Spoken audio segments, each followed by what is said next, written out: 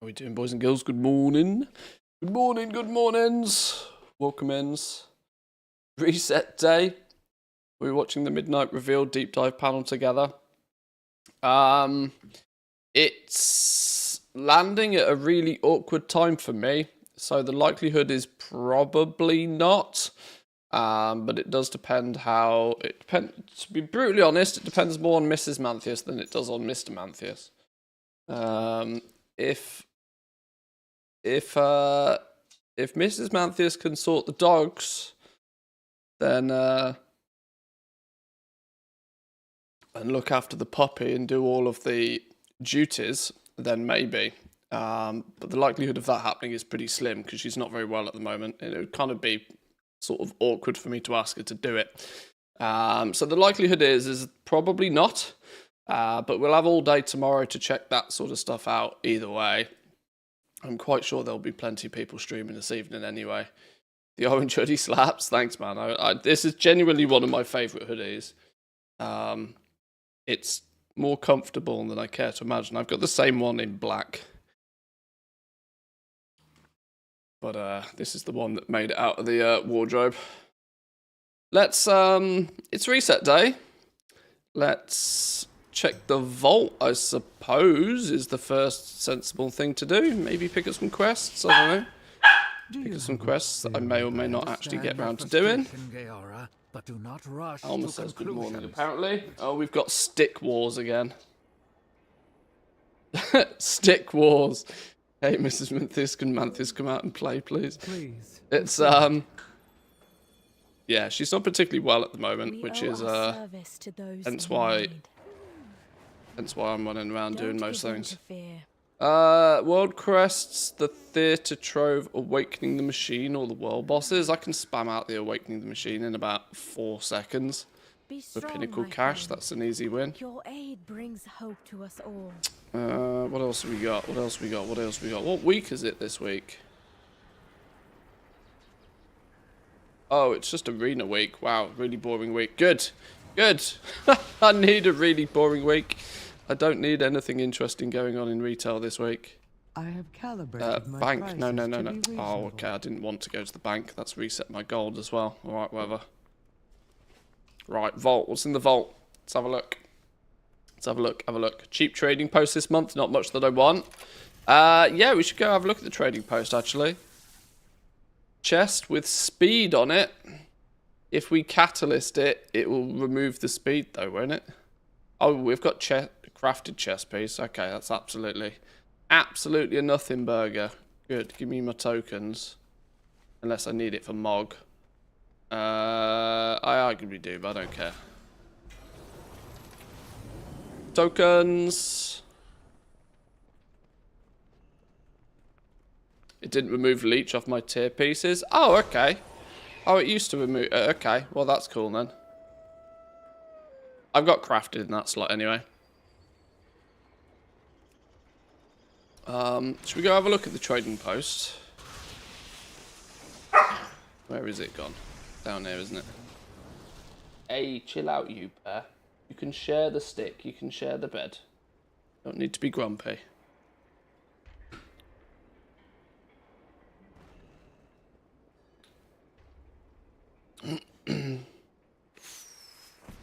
Does your rig still lag when you open the lifetime stats tab? I guess you mean in Journalator. Yeah, I mean it will do because it's loading a buttload of data in one go. Oh, okay. I haven't clicked that box for a while. Come see my wheel. What's on the go this month? Oh, Headless Horseman mount. Well, that's kind of boring if you've got the actual one, isn't it? That's kind of boring if you've got the actual Headless Horseman mount. When does Hallows Eve start? Bye for now. When's Hallows Eve? Oh, Hallows Eve ends. When does Hallows end? Oh, Hallows End begins. Flipping hell, pre-coffee. Right, not till the 18th. Not till the 18th, but at least that means that Yeah, okay. We got a bit of time. We're going to be remixing stuff at that point, aren't we? Remix kicks off on Tuesday, Wednesday, a week today. Remix starts a week today. Alpha kicks off tomorrow. Brewfest ends next week. No problem there. I've finished it. Harvest Festival begins tomorrow. Is there anything we need to do Harvest Festival wise? Don't be stupid. We're playing Alpha. Hail to ye, Don't be stupid. adventurer. An ensemble. It's kind of cool that it's weird, right? The fact that it's kind of like quite dark and like dark color palette actually makes the helm and the shoulders and whatever pop, which is quite nice. What the hell? Okay. Death Knight biker suit. Feels like. Sure. Green goblin. Little green goblin hood. Big wacky stick. Rustroot fell snooter. Companion. Not collected this companion.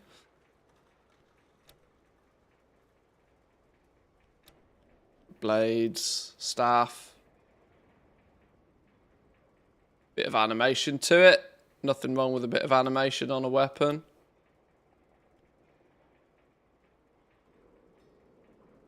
Okay. Jailware. Did you see a Diabrew remote drop this year? Yeah, I got loads of the damn things. They're on all of my alts though. Got a cool claw. Oh, I've suddenly realised, I guess you're probably asking that based upon the fact that you didn't get one to drop. It does drop this year. It's still quite a low drop rate though, considering the amount of times I killed that boss. I must have killed the boss 500 times last week, so... I'm not sure where I stand with Remix, besides just giving it a go and jacking it in if it isn't fun. Well, yeah, I'm kind of with you on that one. I will probably I will switch my focus from retail to Remix, I think, but it's difficult because I either need to play it a lot or probably not much at all. Remixed, I don't really want it to be something that I dip in and out of too much. This is why I don't like the phasing. I want to just either play it a lot or probably not play it much at all. And I don't know which category I'm in yet. If we get alpha access nice and early, then there's a very, very, very strong chance that Remix might end up being a not a lot at all situation. But we will see. We will see. The harsh reality for me is that the clash is just bad timing. But if I get the luxury of being able to explore the alpha, I feel I should be thankful of that opportunity. But let's see what happens, shall we? Is there any way to make gold right now? Because I'm too late to buy the expansion. My one generic piece of advice for people for the rest of the expansion is going to be go do some herbing and mining. There's no real value in setting up any of the crafting professions this late in the expansion. They haven't changed or been updated since the launch, which means every man and their dog that has got the professions up and running is light years ahead of you. And even they're competing amongst themselves for razor-thin margins. You're best off if you want to make some gold at this point of the expansion, with professions at least. Just go run herbing and mining. And go gathering for as long as you want. The reality is this is the worst point in an expansion to try and be making gold. Especially when they've updated basically nothing for the entire expansion. it's kind of difficult for somebody like me whose their main focus is gold making and the economy and stuff in general, but I would rather be honest with people than try and give you some false hopes just because it's on brand, if you know what I mean. Laughs in running old dungeons. Shut up, Mikey. Shut up. Otherwise, I'll let your secret out. All of these are back again. These random, weird... Like, why would anybody feel the need to spend tenders on this? What's returning? Returning is probably more interesting. Because now you see this set from last year was better. The Wicker Man style set, I think, was better. Parasol.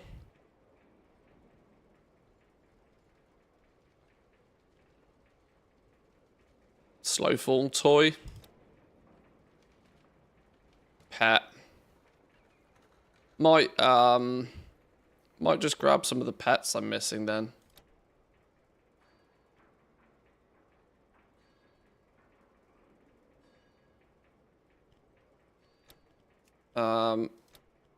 Well, a mount's a mount, innit? If we add that to the cart, I don't really care about the Mog. Pet, add you to the cart. Toy, add the toy to the cart. Add the pet we don't own to the cart. How much is that then? How much is that? 1,350. 4 more collectibles that I don't own. Sure. That'll do. I've clearly not bought much from the trading post the last few months. The extra little collectibles. Pets and mounts. Pets, mounts and toys first. Mogs if they really jump out at me. Now don't you Yeah, go I too can long. see why this month would be a bit of a slow month for some people. I can definitely see this month being a slow month in the trading post. Any old world farms to get the Oh, do you not even have the War Within? Oh, I am so far from the person to ask if you haven't even got the War Within. I'll be brutally honest with you. Like, I don't do all that much farming anyway. If you haven't even got the War Within right now and you're looking for a way to try and pre-purchase Midnight, maybe to get the War Within as well, I don't really know what to tell you, truth be told. Like I said, this could not be there could not be a worse time to try and make gold. Realistically, the price of everything is in massive decline right now. So crafting anything is super duper risky because tomorrow it will be cheaper. Material, like spending time farming something is your best option. But I'm not really an expert in what that thing would or should be.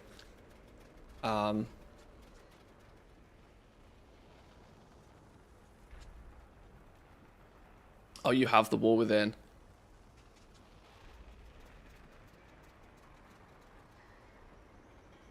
In chance of taking a massive dive. Morning, by the way. Yeah, everything will do now. Everything will do. We're over the hill. We're over the hill. Do not expect anything, the price to go in any direction other than down, and probably quite rapidly from this point on. We're going to get alpha tomorrow. We've got the midnight deep dive Q&A later today. We got Remix launching next week. People's focus on retail is going to just fall off a cliff right now. Unless you've already got a well-established system set up that you can just keep ticking over with. Yes, there will be players that will be still able to extract some gold from the economy because of that. But if you're starting with basically nothing, use the time to learn. Use the time to learn. Keep your eyes on alpha footage. Keep your eyes open for the beta. See what's coming in the new expansion and plan ahead for that. There's really not that much need. I don't know what your need is for gold in the first place right now. But I can't imagine if you're starting the game this late that there's much need for gold anyway. Just chill. Go play Remix. Enjoy the game. Have fun for a little while. Use it to learn about gold making in general, and then you know, use the launch of Midnight as a way to make a bunch. I'm selling, I think, on 7 or 8 different realms, selling my mogs. I can feel that people have stopped playing the content. The sales are slowing down. The irony is that towards the end of the expansion, one of the markets that does hold out stronger is things like transmog, though, because people are not so focused on, like, main character progression, and they start, you know, collections and stuff is going to be in the public eye quite a lot with housing coming out later. So the irony is that things like transmog, yes, sales will slow down, but they will probably slow down less than other stuff. Big time goblins, big time goal makers are now actually at the point where they're looking to buy up cheap stuff to throw in a guild bank and sell in 12 months time. You know, this is actually the time to spend gold stocking up on things you might think are cheap rather than sell to make gold. Dark Flame, Cleft, Cloth Farming, and Herb Mining. Yeah, it's a good combo. It's reliable gold. You'll get your gold almost instantly. I would love to tell you that there's some magical secret way of making huge amounts of gold from nothing, but there just isn't. I kind of pride myself on being relatively honest about these things. I'm not, like I said, I'm not trying to tell you there's a magic secret out there just because it's on brand. Next week we'll hit my 4.3 million short. Oh, you've nearly got your 100 mil goals in. That's what you set out for, isn't it? What brings you here? I can't even begin to think how many concentration ults you've been running to get that amount this expansion. Scares me. Scares me thinking about it. I need to do some auction relisting in a minute. So we will have a little bit of a glimpse into if I've sold anything. I'm not expecting wonderful things either, though, to be honest. Not a single work order that's profitable. Ouch. Ouch. 59 weeks, what a slog. Jesus.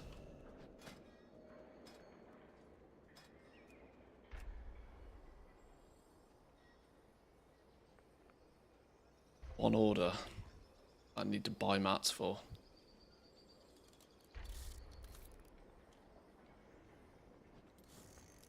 Don't move.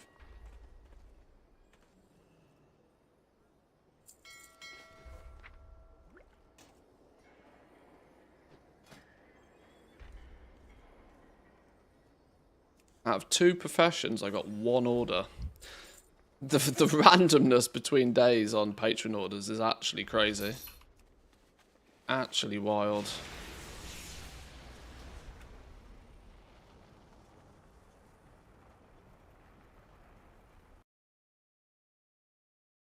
Anything on any of these dudes? Let's have a little look. I can let me get you logged in. Oh no, don't you quickly get Warbank access. Please log in faster. Log in faster. I don't want to have to reshuffle Warbank access. I reached 108 mil 4 weeks ago. Now I'm down to 90, so I've bought Midnight with all the accounts and added 5 months of game time to them all. Fair play. Good effort, man. Good effort. Some pretty ridiculous numbers starting to crop up. As much as crafting has been a challenge for a lot of people this expansion, it's been really nice to see a bunch of people really skyrocket their gold totals as well, though. There's been some real some real success stories out there, I can say that for sure. Oh, everything expires in like 10 minutes. Right, we'll wait. Been some real success stories. Been nice to see.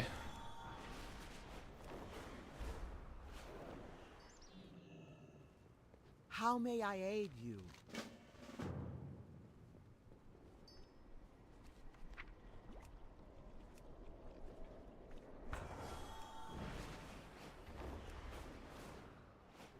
I haven't upgraded my accounts yet to Midnight. probably should do that. There's no rush, though.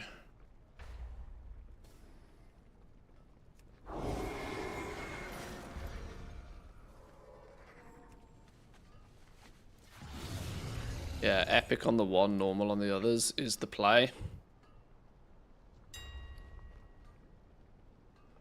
I kind of want to get into the alpha and have a little bit of a look around and a poke around first.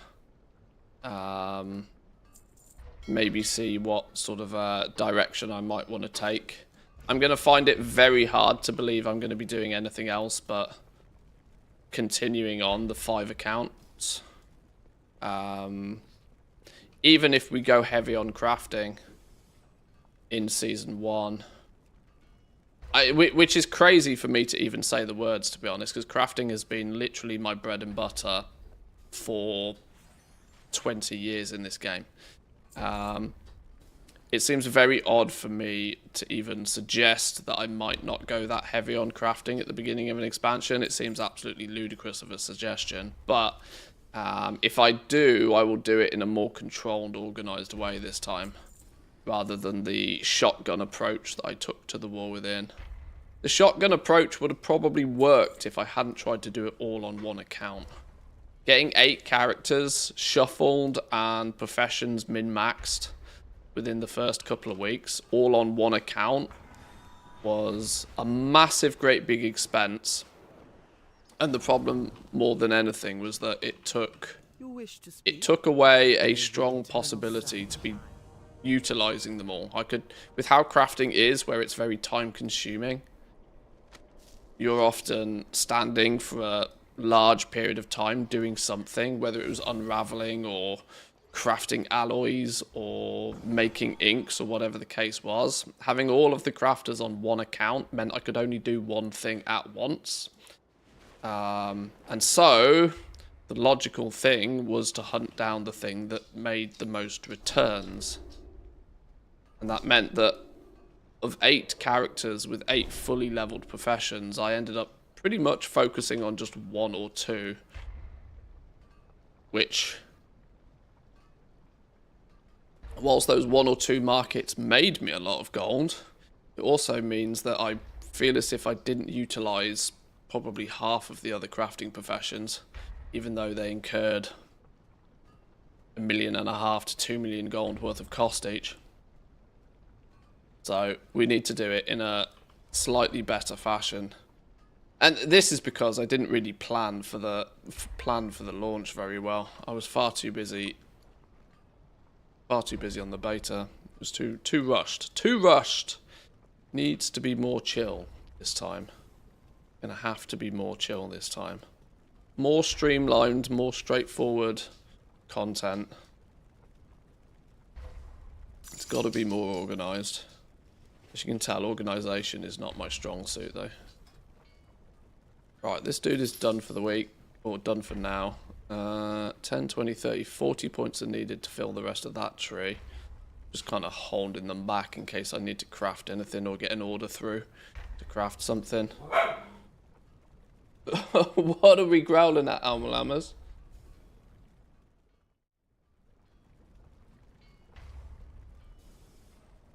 She hasn't quite figured out how to do this yet. She's not quite figured out how she can stare out the window like Nipser. She has to sit and observe. She's backup dog. She's backup dog.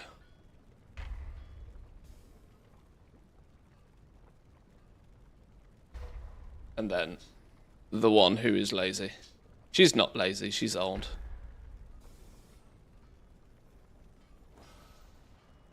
Hi, Alma. Come here. Alma. Good girl.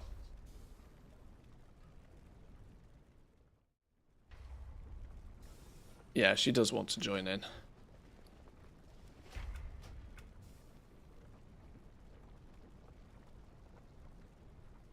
Not sure I'll be awake for tonight's announcements. 2 hours sleep in the last 48. Well, it's going to be while it's a live streamed Q&A. It's a live streamed Q&A. I am not convinced it's actually live though. I have a sneaky suspicion it's a pre-recorded thing, that it's pre-recorded and they're just going to play a video. Is my suspicion. If it is actually live, I'll be impressed. But either way, even if you don't get to watch it live, it doesn't really make too much difference. It's not like the information's going anywhere. What was the white thing behind her? Oh, this thing. This thing. It's just a little cupboard thing. I use it to store the TV remotes in, put a drink on. It's just a mini. I didn't want a big coffee table style thing, so it's...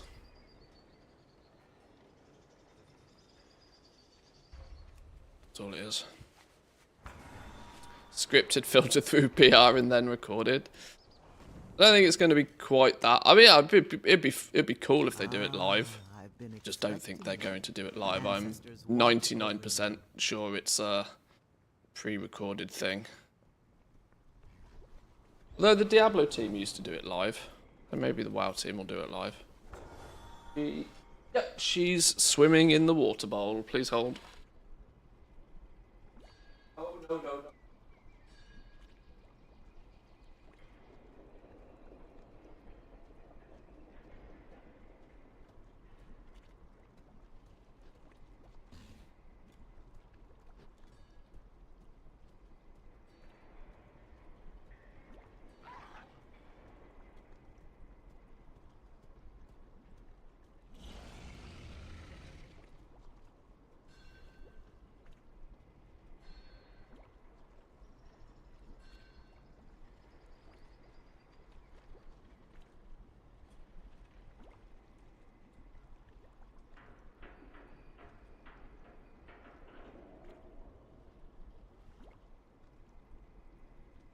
Went really well for the Diablo team with the live Q&As. I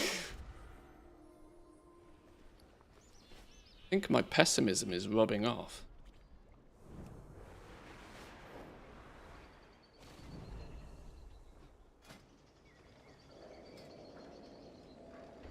Not to want to step on Total Biscuit's legacy, but he was often referred to as the cynical Brit. Maybe I'll be the pessimistic Brit. I don't think I'm pessimistic. I think I'm realistic.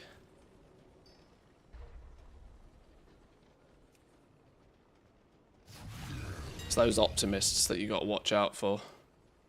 Far too happy. Far too happy about things. Those who are too optimistic are just waiting for disappointment. Life lessons with Manthias on a Wednesday.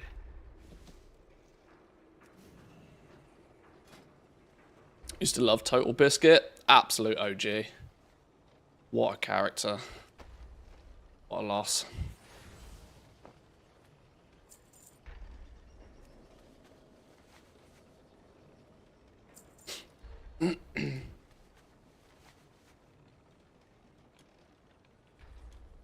Takes balls to do a live Q&A.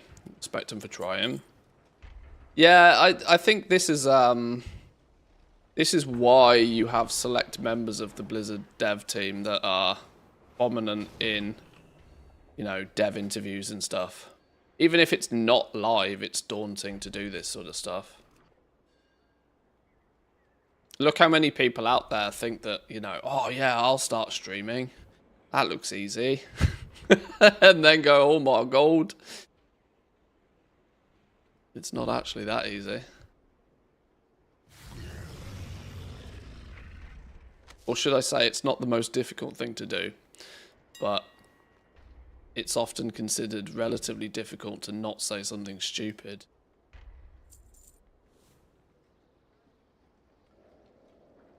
I've always said that anybody that streams a consistent amount, you don't have a streaming career. You survive as long as you can with streaming before you do something that will inevitably get you cancelled. Is the way I view it. And I'm hoping I'm not pushing my limits.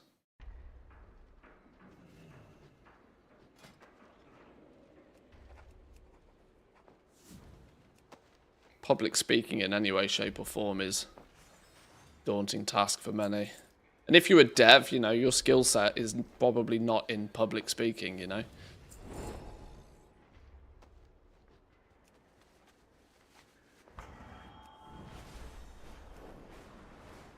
I would much rather you be good at making a really good video game, but shit at talking to people.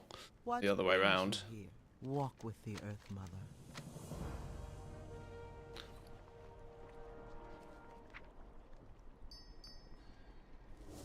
Okay. Not much going on in any of these characters this morning, order-wise. Surprisingly, not a single public one so far today. Considering it's Wednesday. And it's also, is it full Spark Week? I think it is, isn't it? It's full Spark Week. Maybe people haven't got their half a spark yet. Or equally, maybe people don't care.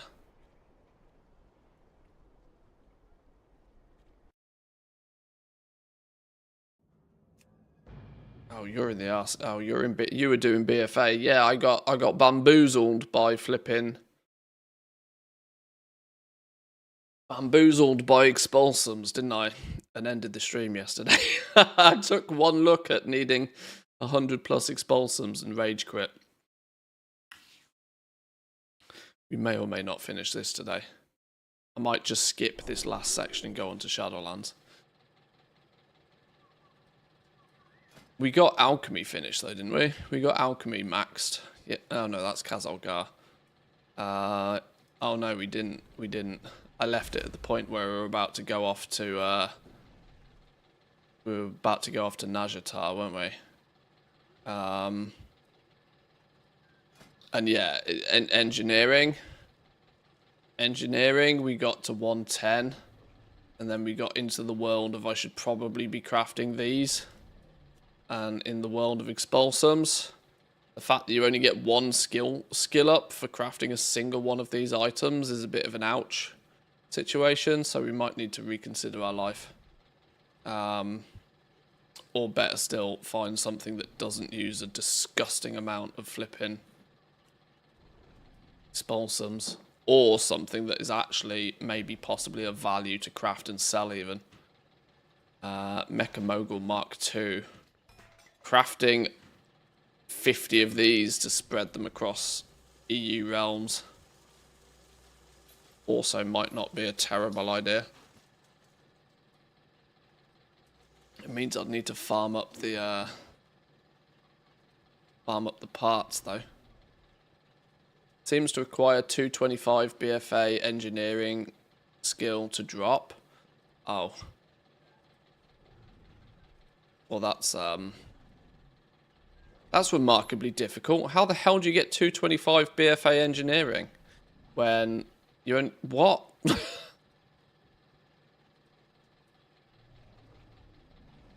250 BFA engineering skill to drop. Is this just really old ATT notes?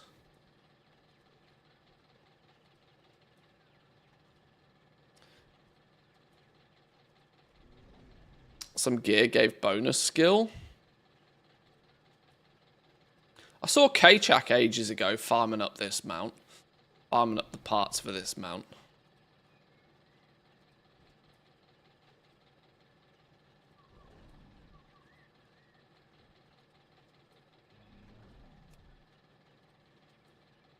You need a set of goggles or something. Increases your Zandalari engineering by 20.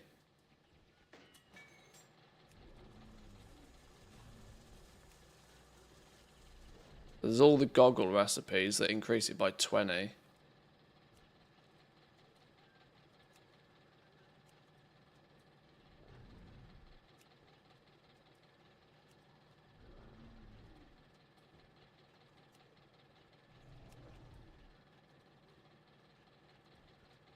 Yeah, I'd need to get the flipping recipe first, wouldn't I? That's probably the bigger problem.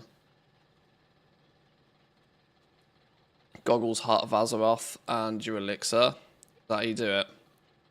Maybe that's a task at hand for another day. This is actually an interesting thing. Getting engineering leveled up will mean I can put the suite of craftable mounts on shipment across the other realms, I suppose.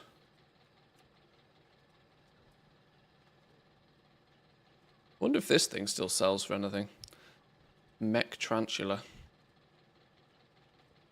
Probably not, does it? Probably not. I don't know. Room to investigate. This isn't the reason we're here, though. We need to be back in the capital city. We can head back here in a minute.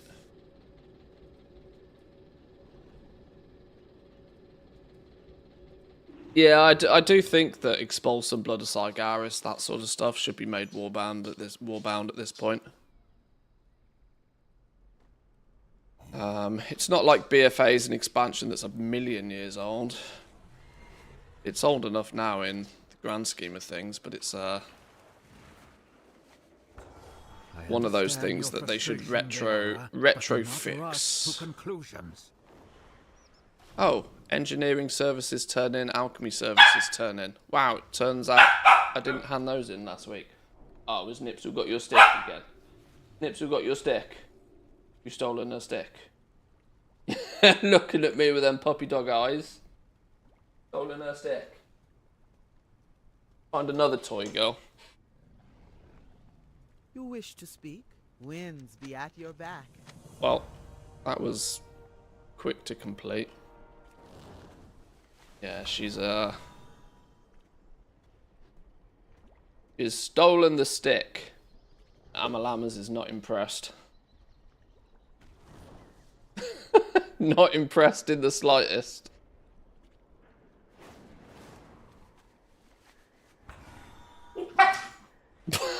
My stick.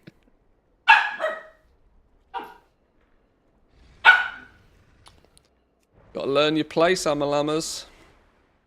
Little Alma. Wow, the puppy. Get more sticks, human. Well, I did get a second stick last week, and then that second stick got turned into the third, fourth, and fifth stick because it just got chewed into pieces. So it had to go away again.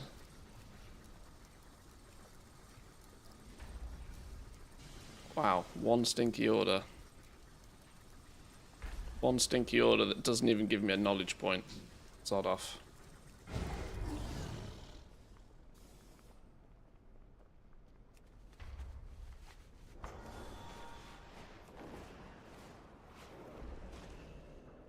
Sticks of consumables, need to restock them. Yeah. Check the region-wide auction house. Wow, what is it with all these orders today? Not, like, giving literally anything. I need, like, 10 points. 5 points I need to finish. 5 points I need to finish flipping alchemy.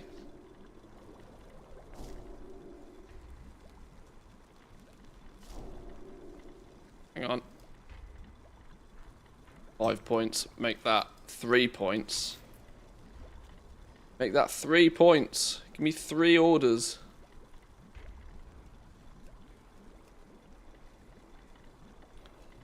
Knowledge point. No knowledge point. Knowledge point. Knowledge point. Right. Do those 3 orders and alchemy's finished. Go dirt piles. Yeah, that's maybe, possibly, probably not. I like the suggestion, though.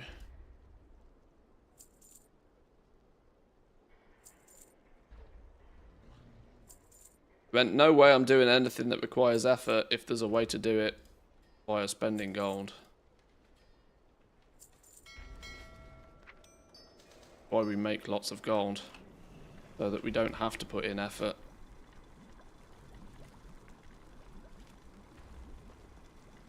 Gold making is my path to being more lazy. 1, 2.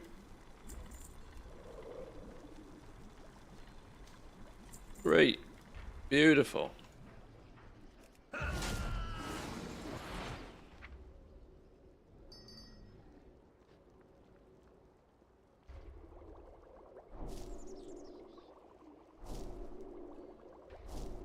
Right, that should be it now then. Should finally be. Boom! Alchemy. Finito. Finito. What I haven't done on this dude actually is craft multiple mixing rods. I've only ever made a resourcefulness one. For the reasoning that this character was 99% designed just to do thaumaturgy. And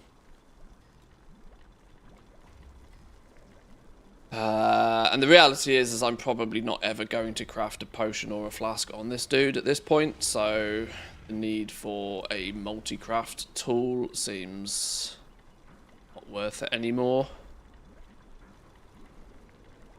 My only wonder is if there is still any... I don't know, we'll see what happens in midnight.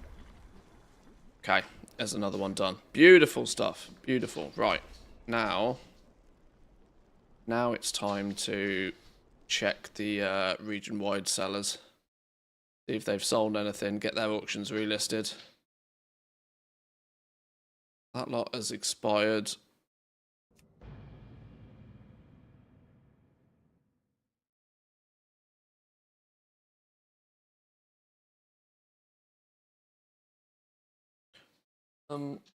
You got the bed and the stick. Where did the puppy go?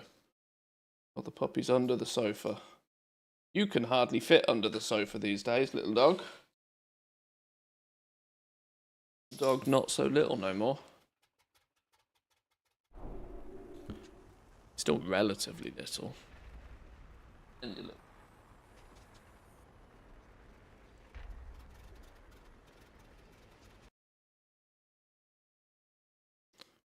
Let's get some of this. Whoa! Very loud dogs. Axe. Be friends.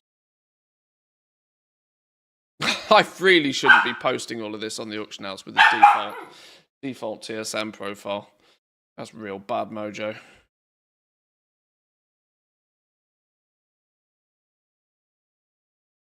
Ow, little dog! That's my finger.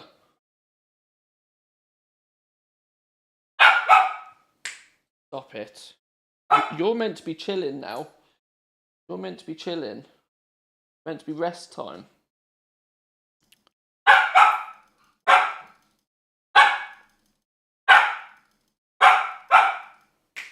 Stop it.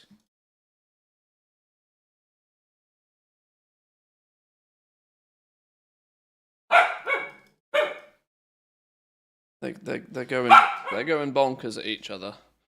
Alma's complaining. What are you complaining for? Well, Nips was in your bed and she's got your stick, so I kind of know what you're complaining for. Get off the computer, play with me. Well, we've done all of that for hours this morning. We've been on 2 walks this morning. She's had her breakfast. We've done lots of playing. This is the hours of the day where she's meant to be chill, but the bigger dog has stolen her bed, so she's in protest.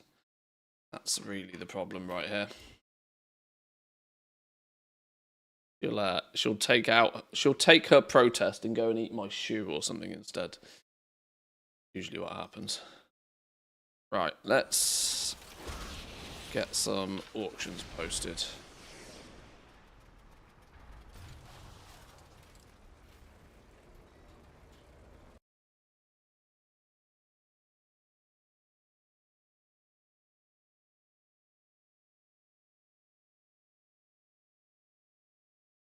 Get some auctions posted, scan to see if there's any deals knocking about.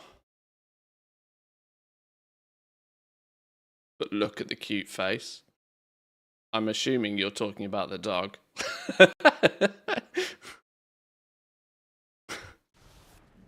But I will take it as a compliment.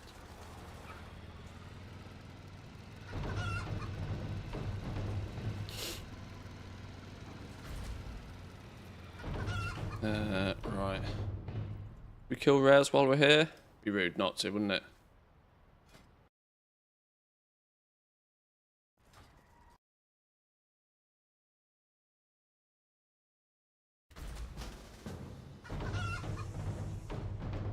Rude not to.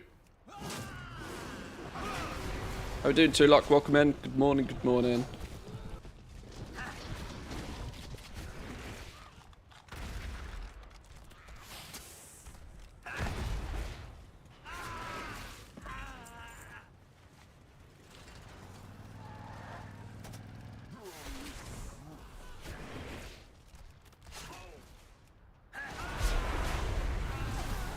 I'm actually getting so outrageously lazy with this Mechanica farm now, it's almost disgusting. I will often kill the rares if one of the members of the teams has all rares up, and I can just cycle around and kill them 1, 2, 3, 4. Other than that, I just can't be bothered. But at least, you know, having these dudes in this zone presents that option at least. It does mean the amount of Mechanicas I'm getting each week right now is almost not worth the hassle, but if I keep it as passive as possible, it's bonus free gold at the end of the day. That's the theory.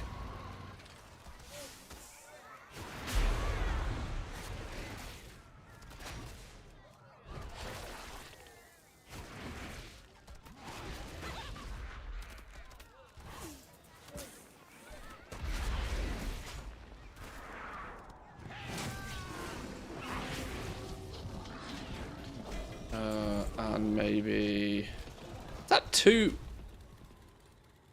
There's 2 pieces of warband gear dropping off 2 rares. I wonder if... I thought this was something that was meant to kick in with turbo boost, that warband gear then drops twice as frequently. Maybe I just got lucky. Still need to finish the rep in that place. I've got the rep done out here. What I haven't done is farmed all of the Paragon mounts from the 4 sub-factions. I've still got 2, maybe 3 of the Paragon mounts to bother getting. It's difficult though, because it's very low on my priority list. No tokens on the EU, always when you need something. Tokens have sold out? No. Actually, I wouldn't be too surprised to see a massive spike in the token price.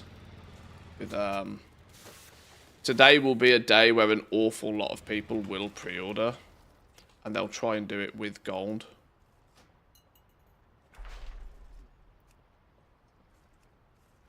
$376. Yeah, $376 is probably the cheapest we'll see this for a while.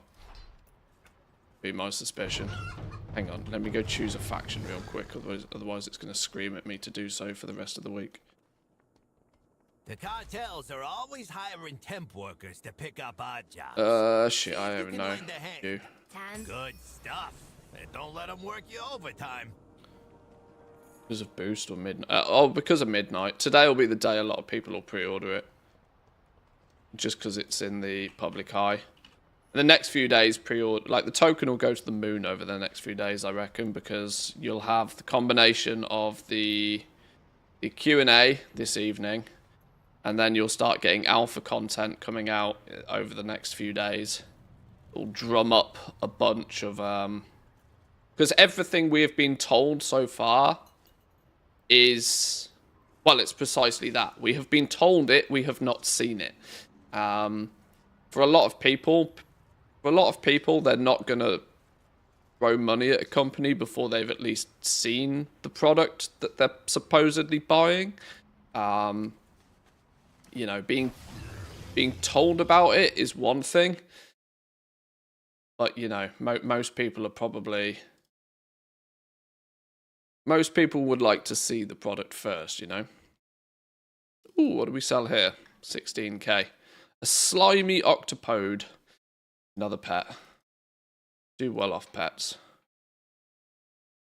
And frigid frostling. Not really more than a single world token, world quest's worth of gold, but something is something.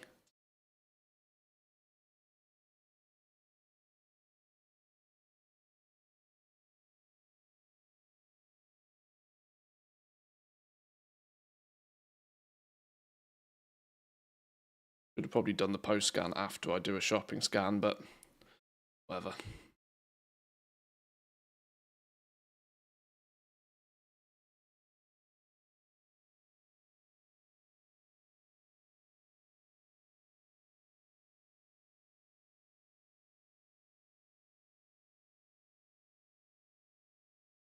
I should probably cash out and buy a bunch of tokens, actually, before we get into the realms of 400k plus.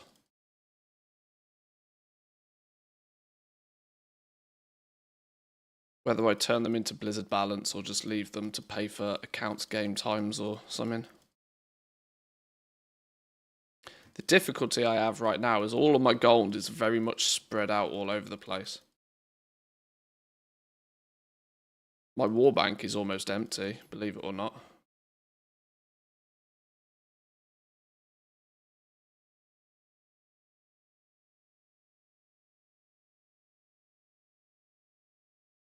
Buying the longboy for a gold cap kind of chipped into my actual liquid reserves quite aggressively. More so than I expected it to. Because, well, it wasn't expected at all, and that's kind of the point.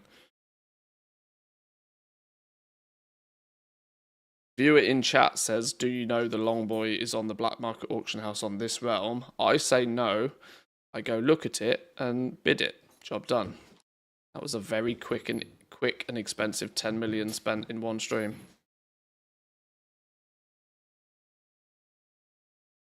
Probably a winter mount and pet coming out. Bundle could have two of the Murloc 1 year sub old mounts, so price will spike there too. Some data changed on a database. There's flipping promos every month of the year these days. This is what I've always said. They slowly but surely increase the frequency of like store options, quote unquote deals. They slowly but surely increase the frequency of them to the point where you actually stop realizing just how fast they turn up. Whereas we used to only get like, you know, the 6-month sub or the 12-month sub offers were like one big bonus option that you could you could opt to save a bit on, and it was a bit of a deal. But now we literally have offers every single month. I basically ignore them far too frequently.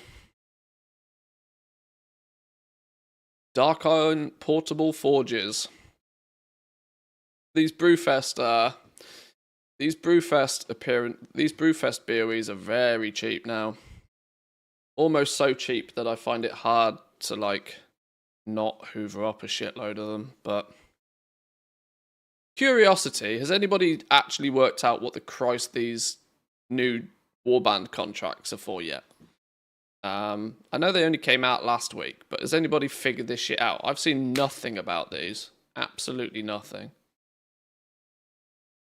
I should probably check the Secret Finding Discord, because they've probably been trying to figure out what the Christ they're about, but it can't be that it just gives you a title for a week. That's so boring.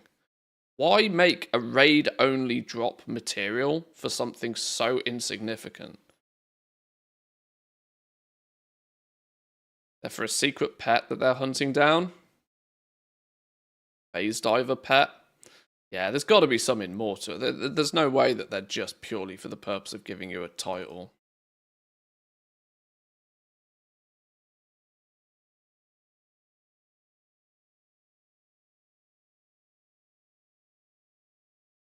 Ecodome pet for 1500 gold? I can't not buy that. I can't not buy that. That's literally no. I can't not buy that.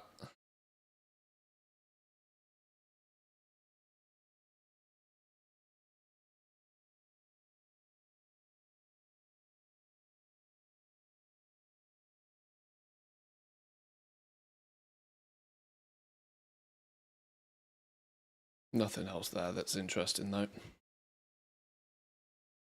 Right, next team.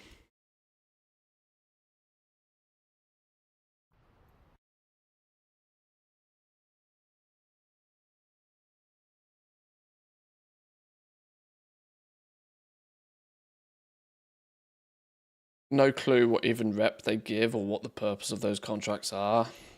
Yeah, they're clearly for something that players just haven't worked out yet.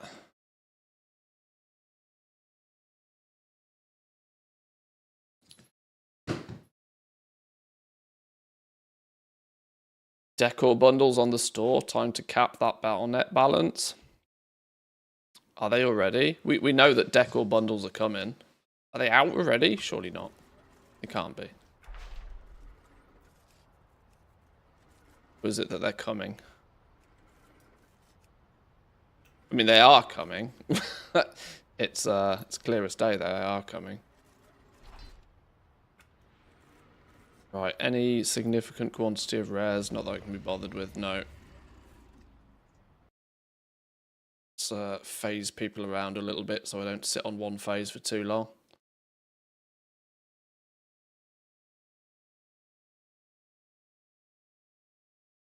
Oh, we didn't sell anything on these tunes. Nothing.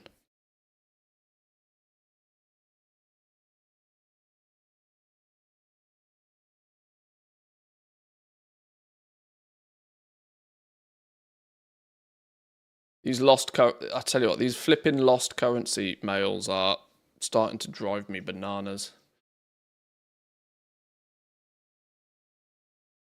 I don't know any sensible way of getting around them though.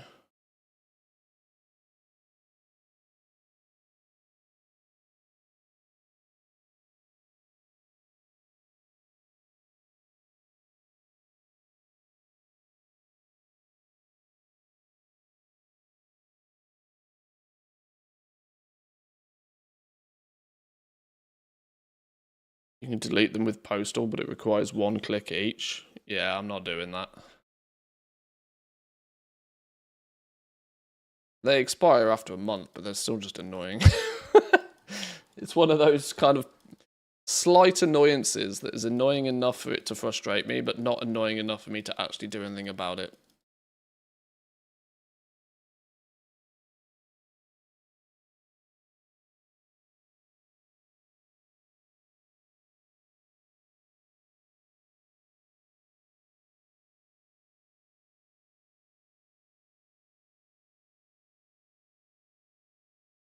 I mean, to do it with one click each, yeah, I can literally, I just use the default mail UI and click on the cross on every one of them, but it's just an annoyance. Remember when my hunter had like 16,000 plus mails? I had to let them all expire because I literally couldn't be asked deleting them one by one at a time. Oh, with your...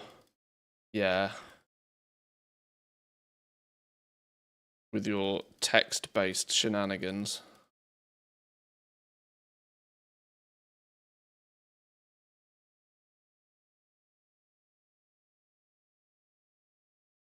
Right, do sniper scan.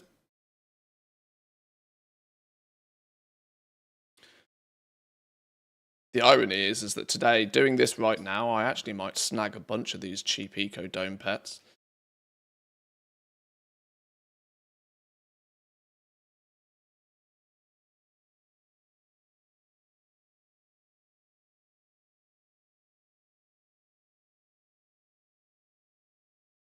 Right, let's let that search real quick. I've got to go grab a drink because I'm all out of coffee.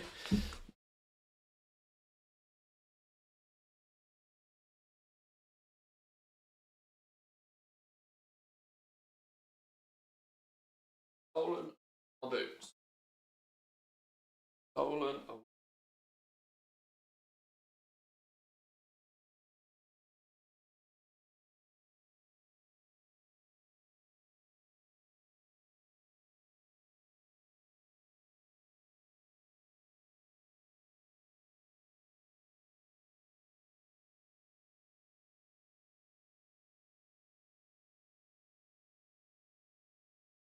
There's only one thing she loves more than shoes, and it's socks.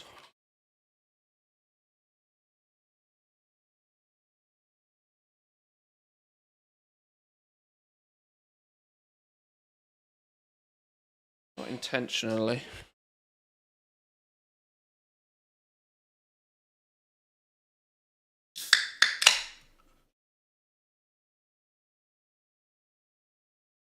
Right, what have we got here? Gem-studded leather belt for 45 gold. Random ass classic recipe. Or why not? We'll send it somewhere else. Nothing there though. Here's another Ecodome pet for 1,000 gold.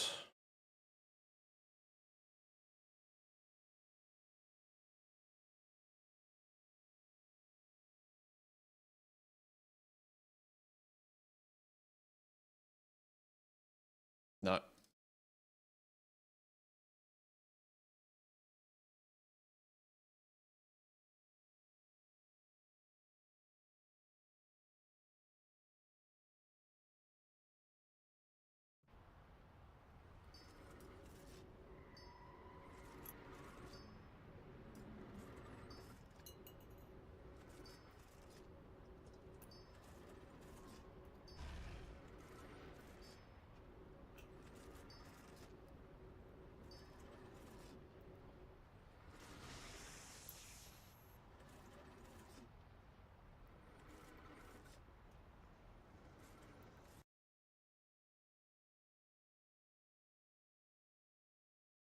Wait, why did you not get invited to the group? What's going on here?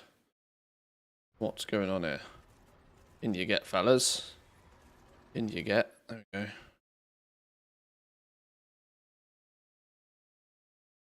Nightfall Blade, Earthforged, some random leveling gear. Nothing fancy.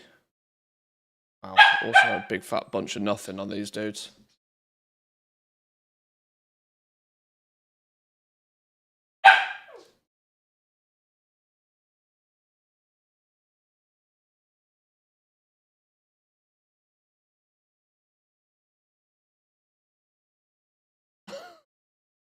Stolen Elmer's bed and a stick, haven't you? She's trying to rest, Nips with Bears. Go sleep on the sofa. Not moving. These pair have been silly today.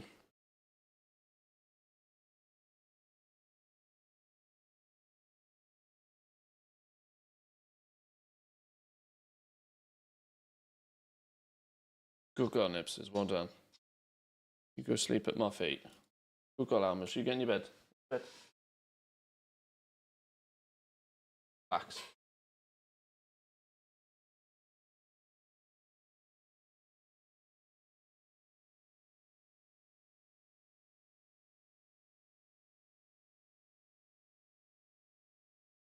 Got like 5 auctions on this realm.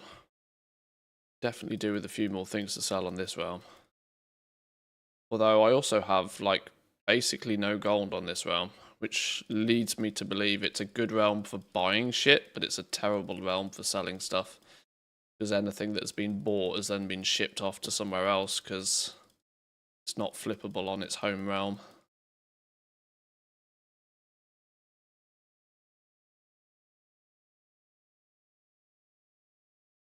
Whereas this realm, on the other hand, is clearly a good realm to sell some stuff. Because it's got way more auctions and a whole bunch of sales have been made on here. The sniper going on these actually while I'm posting on this last one.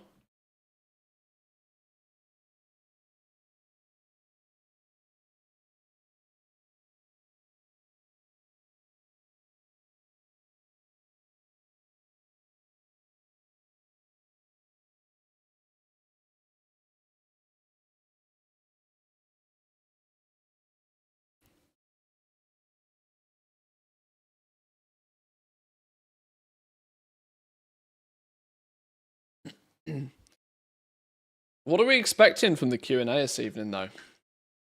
I mean, my expectations are not very high. The fact that it's a...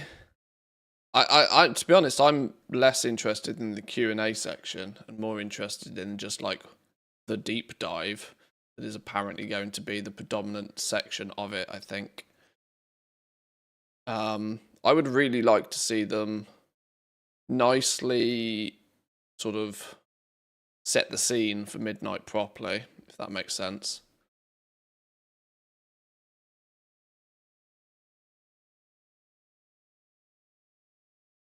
Because a lot of what we've seen so far is like very marketing material style stuff. Something with a little bit more. And everything we've seen so far is like, this is a new feature we're going to add. Whereas I think it'd be nicer to see something that's a little bit more detailed. I mean, the detail will start coming out in the next few days when people get alpha access, but it's always nice to get it from the horse's mouth, so to speak.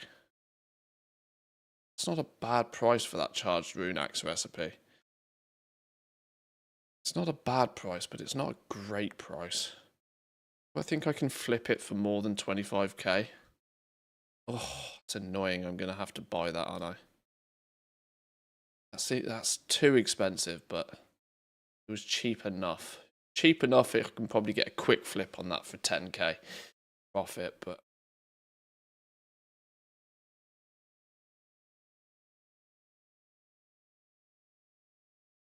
How's the race to world first going to work with these 3 raids? Yeah, I mean, I guess that's kind of more up to the guilds themselves, isn't it, really? It does kind of put a stick in the spokes of all of those people that argue that Blizzard designs the raid with the race to world first in mind. Because, especially since the release of the 3 raids is staggered as well, to our understanding, that there may not necessarily end up being like one race.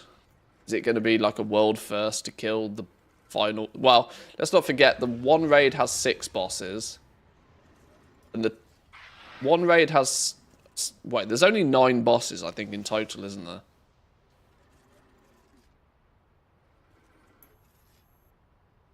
Is it a 5 boss raid and then two boss raids or something? I can't remember. I can't remember exactly how it is. No, yeah, it's 9 bosses just split into 3 different zones. Those 3 different zones are going to be sort of timed differently. A 6, a 1, and a 2. Yeah, okay. Yeah, is it going to be just like... Is there going to be like 3... Are people going to designate like 3 world firsts? Who knows? The race to world first is arguably a completely community-driven adventure anyway. I kind of like the fact that Blizzard are doing their own thing. And, you know, the community will figure out the race to world first.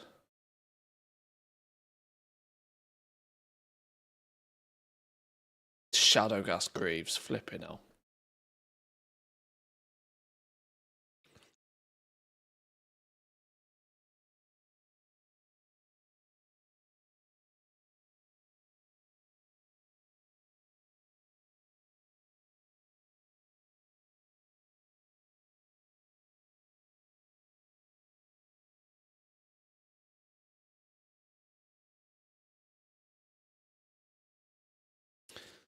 Yeah, 3 bosses in each would have been far too logical, wouldn't it?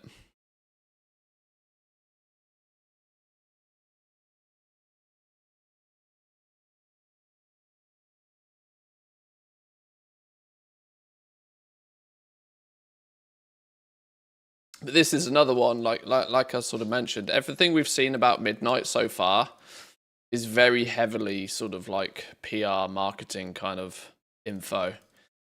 You know, hence, you know, we were told that there's 3 new raids, and then people took the headline of there's 3 raids at launch to mean that there's like, wow, 3 totally different, separate... There's still 9 bosses, relax. They haven't tripled the amount of raiding content. They've just taken the standard 9 boss raid and split it into 3 zones. This is where they know what they're doing when it comes to marketing. Because people often don't read past a headline.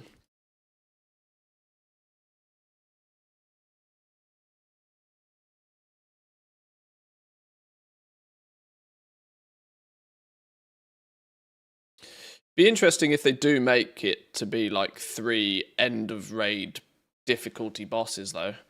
If there's 3 like 400 pull bosses, then that's gonna that's gonna drive some guilds mad.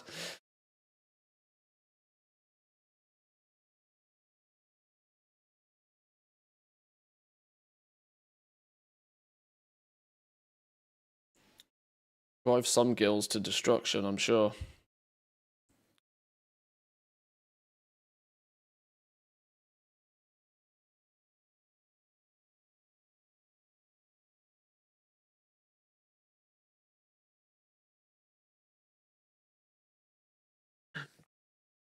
Welcome in, Chosen. Good morning. Hope you're having a good reset day.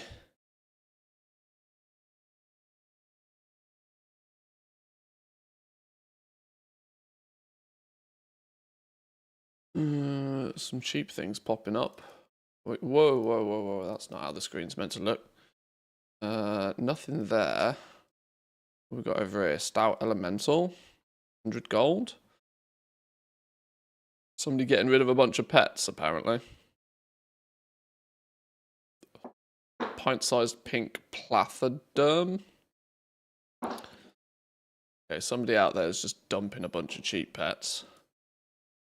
Fine, we'll take those off your hands then. They are kind of the cheaper end of cheap pets, but worry about that later.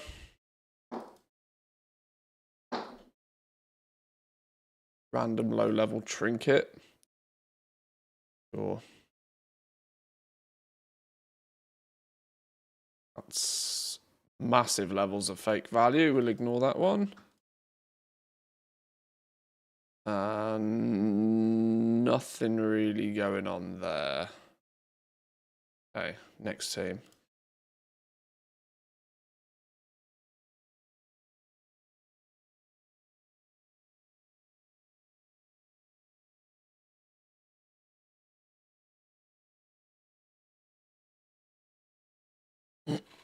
Oh, you're on hardcore WoW at the moment.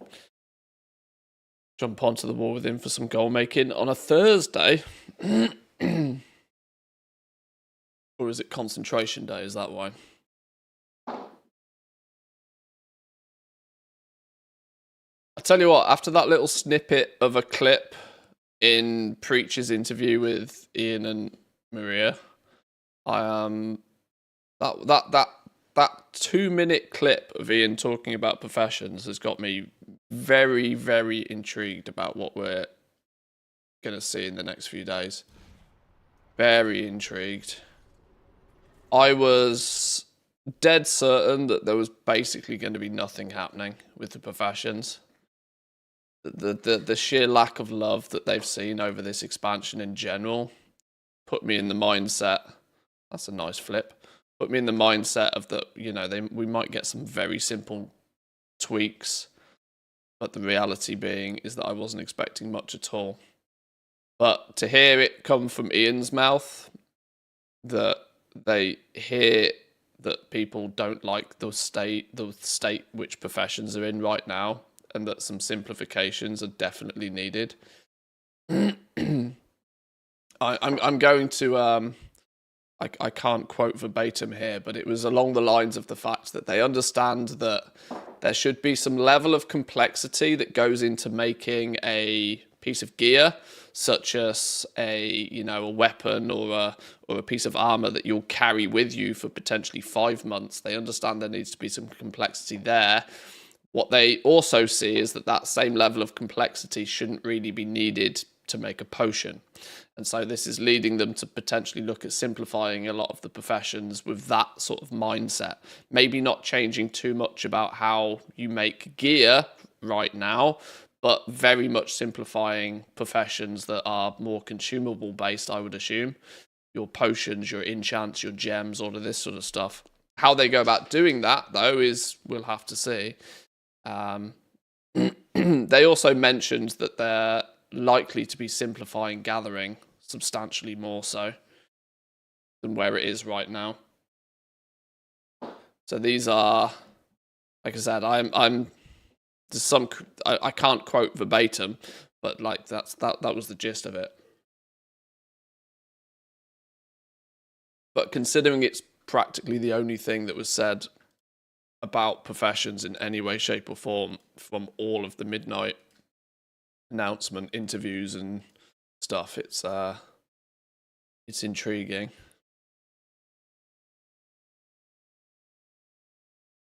Ironically, if the level of complexion isn't there, the goal making will be worse with the region-wide auction house. Oh, I agree. Yeah, it's not good from a goal making perspective, but it is.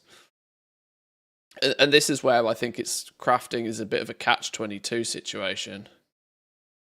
If you value the success or failure of a profession based upon the amount of gold you can extract from it, which is kind of fair to do, you know. It's kind of a fair way of doing it. Like, people always want to know what profession will make me the most gold. They don't, you know, people see the professions as a means of making some coin in the game. And so it's not illogical for people to hunt out the one that makes the most. But if you quantify the value of a profession based upon the amount of gold it can make you, you also have to consider everything else, that all other variables that go into whether you can make gold, and the telltale one is the region-wide auction house. Like, your crafting doesn't solely dictate the profitability of an item. If you are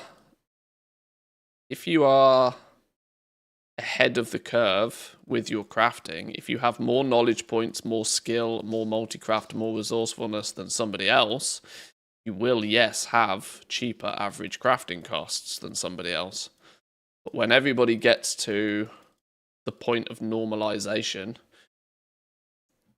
which is only a matter of time with the professions, to where everybody has max build, everybody has the same amount of multicraft, everybody has the same amount of resourcefulness. The only variable left is how much you can sell yours for compared to how much somebody sells theirs for. If you're fighting all in the same arena, it's of no surprise that without any soft resets of profession from season through to season, it's just a certainty that everything is going to crush down to zero eventually. So at that point, it's not really the fault of the professions so much, in my opinion.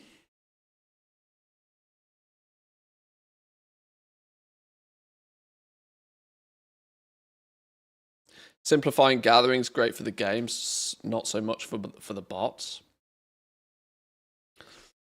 I mean, bots will always exist, right? That's Blizzard's job to keep them at bay. They should not, and I've always stated this, they should not make their game design decisions based upon the fact that this might be something that a bot can abuse. If they choose not to do something because they think a bot is going to abuse it, then they've already failed, because it's their job to make sure that bots are banned promptly and that they don't do bot things, you know. Oh, Goldson, thank you very much for the gifty, my man. Appreciate that. Thank you. Not going to believe anything they say until I see it with my own eyes. They said a lot of stuff and then immediately do the opposite of it. Well, yeah, this is why a lot of the market, you know, a lot of the info we have about Midnight so far is marketing-esque. I too would like to see things with my own eyes. 2 Nightshade Sproutlings. Somebody's selling those off reasonably cheaply. Still 22k though for a pet. They're cheap, mind. Sure.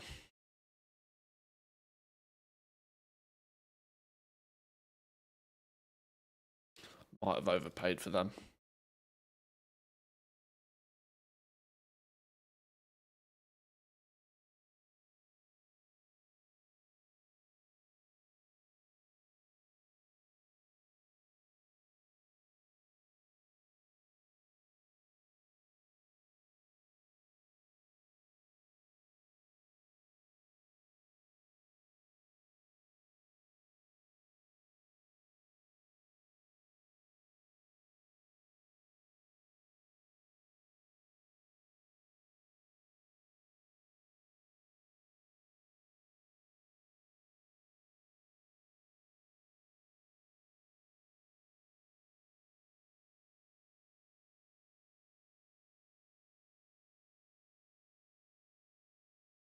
Drops from the Goran Protector.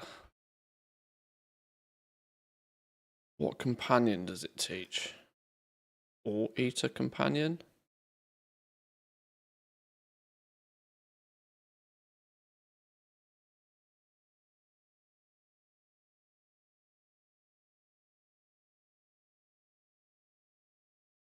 Violently inflated in value.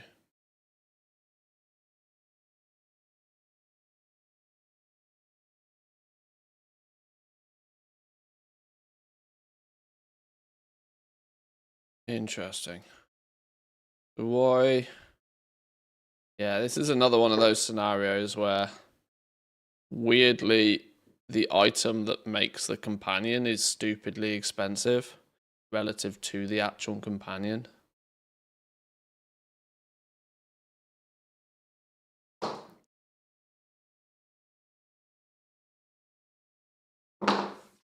In other words, not something that I want to pay 80k for.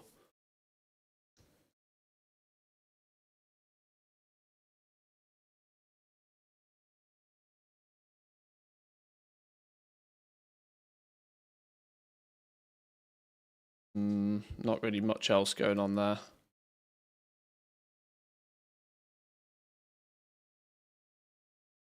It's always good when you spot something that you're not 100% certain on to just double check it.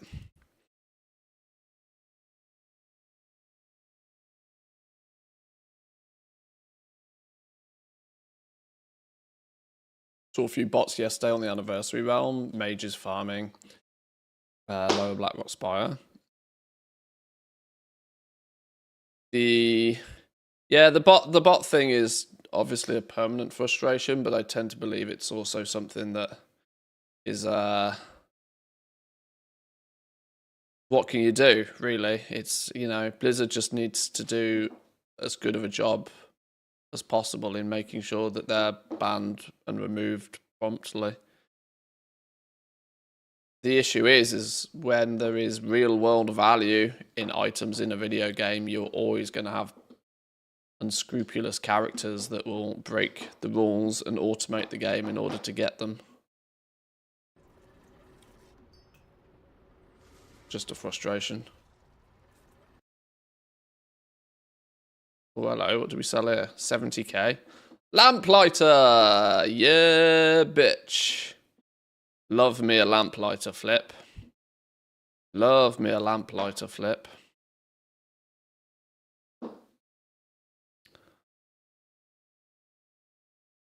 That set's a pain in the ass to acquire. What did we buy that for?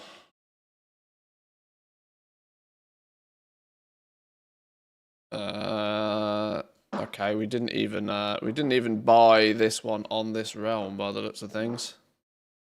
Unless we bought it a long time ago. We bought it for 1,000 gold. 1,000 gold.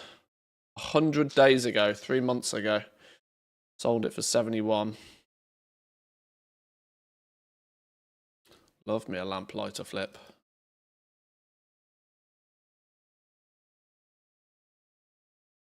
Oh, what we sold here? 14k. Bones Fang. Another pet? I don't even know. Nothing on this realm. Nothing over here either.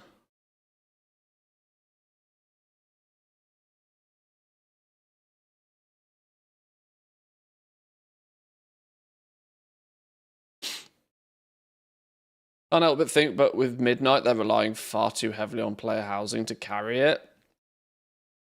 Well, I've had the thought for a little while that the War Within, Midnight, and the Last Titan are starting to give me vibes of that it's really only one expansion's worth of storyline that they've sort of stretched across 3.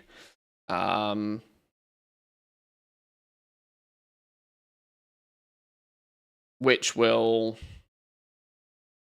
has clearly been done in vain to keep people busy whilst they're, you know, transitioning into a different way of you know, building this game.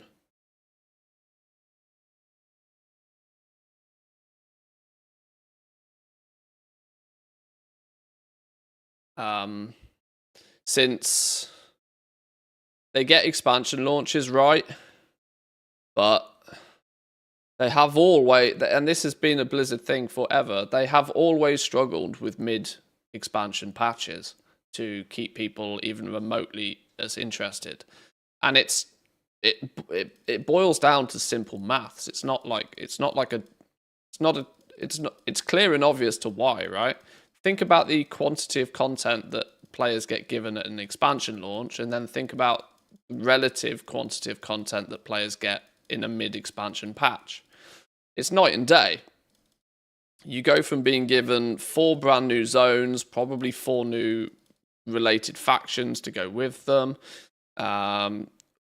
You have often 10 levels to level up again. You have a complete reset on your gear. You have a complete reset on your professions. Usually a brand new raid to smash your way through. All of the new achievements, the new pets, literally everything, right? A fresh start at the beginning of an expansion. And then with a patch, you get 1 new zone, 1 new faction, and 1 new raid. Yeah, the 8 new dungeons often, you know, nearly double digits in terms of new dungeons. Not only are we getting dungeons these days, we're also getting delves on top of those as well. You know, so the sheer quantity of content with an expansion launch compared to a 0.1 or a 0.2 patch is absolutely night and day. And Blizzard's always had this issue. And so it is very clear and very obvious that the solution to that is to do less patches and to do more expansion launches.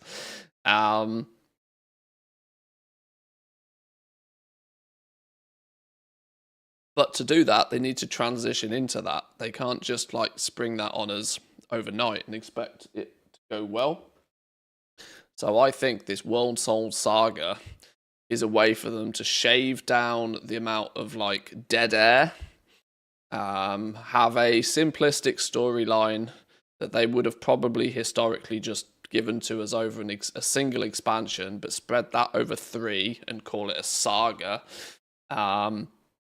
Then give us the 3 major zones, 2 major zones they would have normally given us in a past expansion. Put 1 of those in each expansion, and then dig out of the trash an old zone that they had, you know, previously had not made the cut. Dig out that old zone and just give it a lick of fresh paint and call that a patch. You know, do that for a few expansions in a row, and then we'll see what happens after.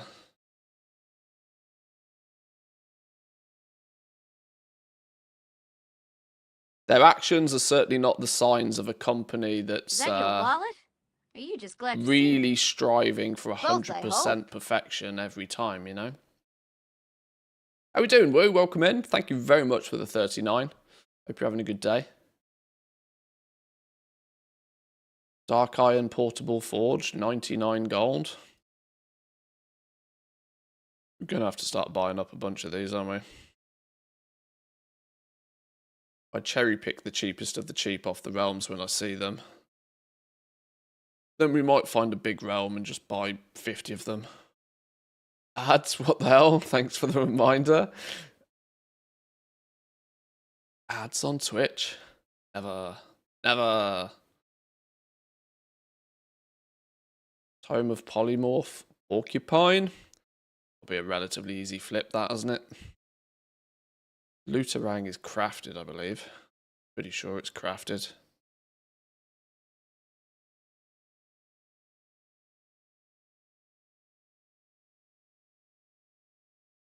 Nothing else going on there.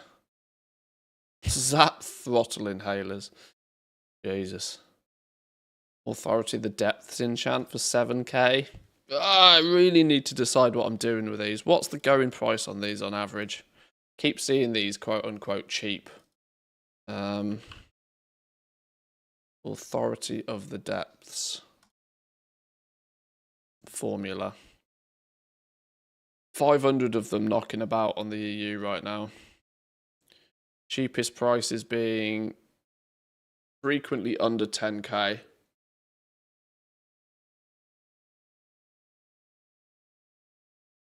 Kind of AFK at the moment, just popping by because of work. I appreciate the lurk all the same. Thank you, my man. Nobody's crafting the depths. It's not worth it.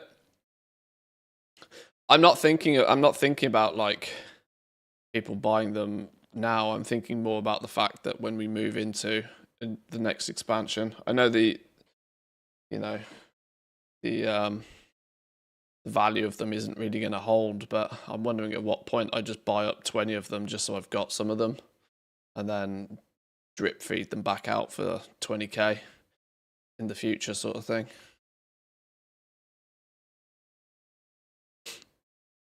It's not really a short-term investment.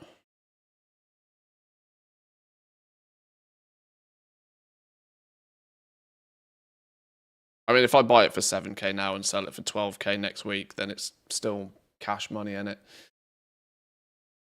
But the logic here is if I have a few of them, we can sell them next expansion for 5 times the price. You know, if I buy a bunch of them at less than 10k right now, I only need to sell one for 50k next year, and I've kind of covered the cost of half of them, haven't I? So it's kind of the theory with a lot of this. If you're not too desperate to resell something, you can comfortably wait.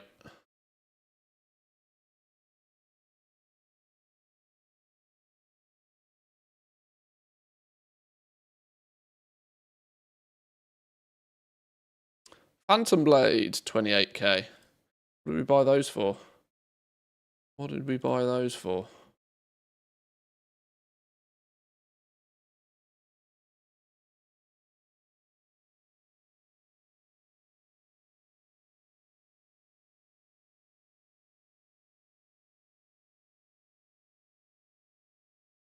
The next question is, where did we buy it from?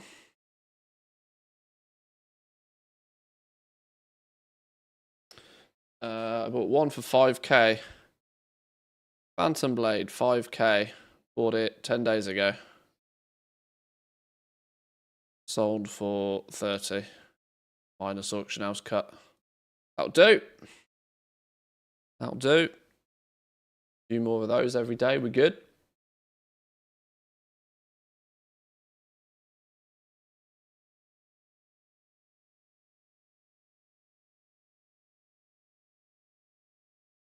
And this for me is what it's all about. Like, I'm not necessarily expecting to do huge, great big, wonder 200k BOE kind of magical flips right now. It's just slowly building a stock of lots of intermediate level stuff.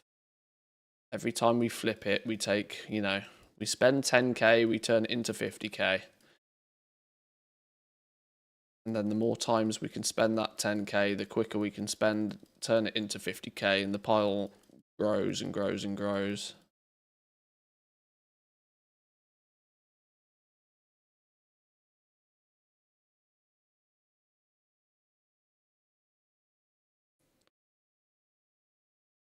Would love to see glove, shoulder, head, neck, and waist enchants.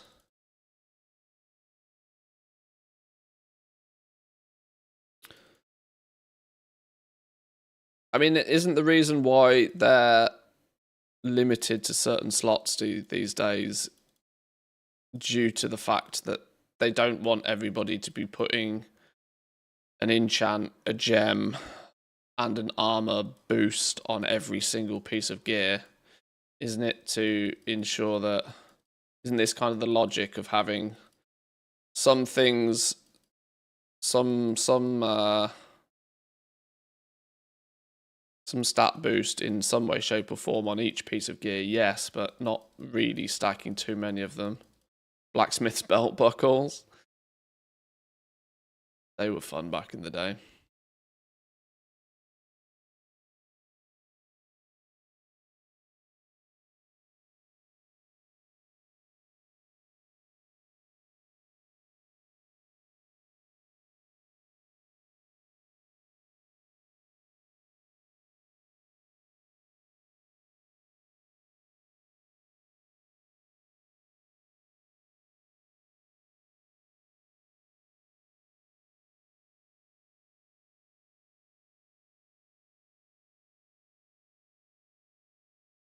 How much gold do I have at the moment? I find it very difficult to keep an accurate track of it. But I'm also seemingly spending it as fast as I'm making it most of the time right now. My actual liquid gold value is not that much at the moment. A couple of gold caps maybe. But my inventory value is just going up and up and up and up and up every day.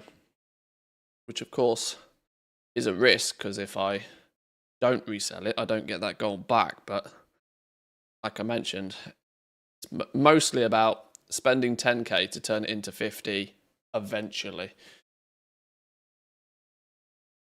I've played the game for 20 years. I don't really foresee me quitting overnight anytime soon, so I can afford to play the long game.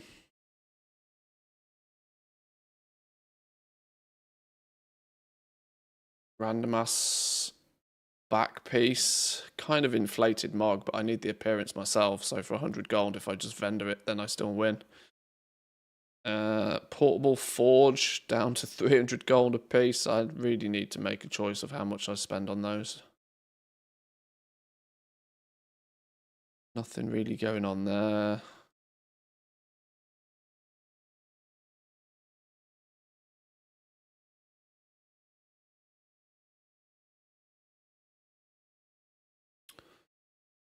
You planning on watching the deep dive later with the auction house open? I don't think we're really going to get any information out of the deep dive, particularly that will be auction house open worthy. I think soon as people start getting in the alpha though, then there will be some moves to be made, I'm sure. The speculation will be ripe. Ripe and rife.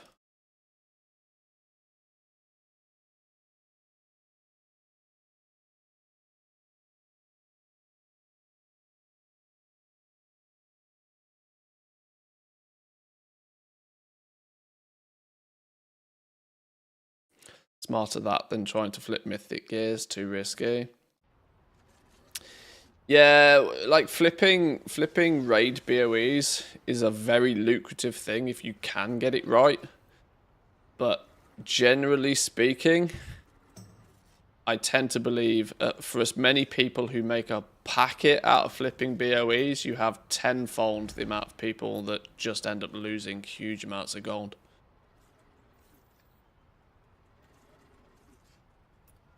And you are unlikely to hear about the people that lose all of the gold. Whereas the people that make all of the gold are quite quick to make a song and dance about it. And I know this sort of from past experience. I've flipped raid BOEs in the past, but I'm also very aware of how much effort that goes into it, because you've got to do it fast, right? It's all like speed. It's literally all about speed.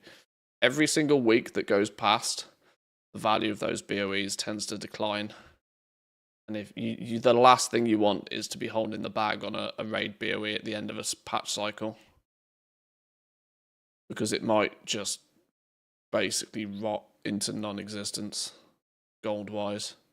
Your only saving grace is then if it's, you know, well, it depends on how much you paid for them, doesn't it, really? But which is where the skill gap is. But you got to do it so goddamn quick.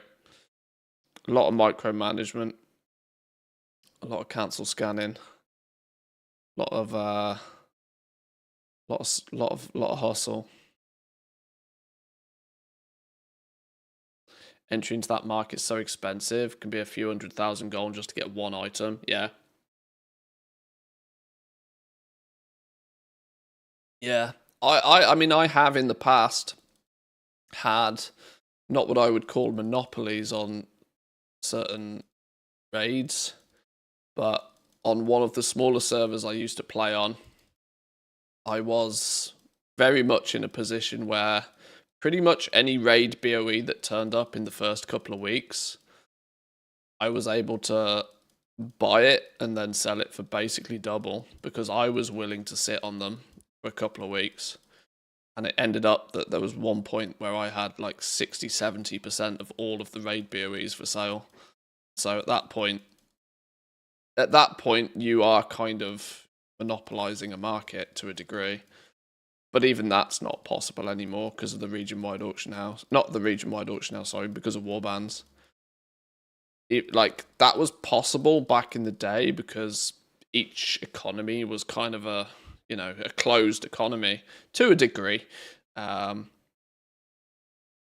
had to do some very extracurricular activities to buy something from a different realm back in the day. Now it's as quick as making a level 10 and opening the war bank to get some gold. It's not a problem to go shopping region wide.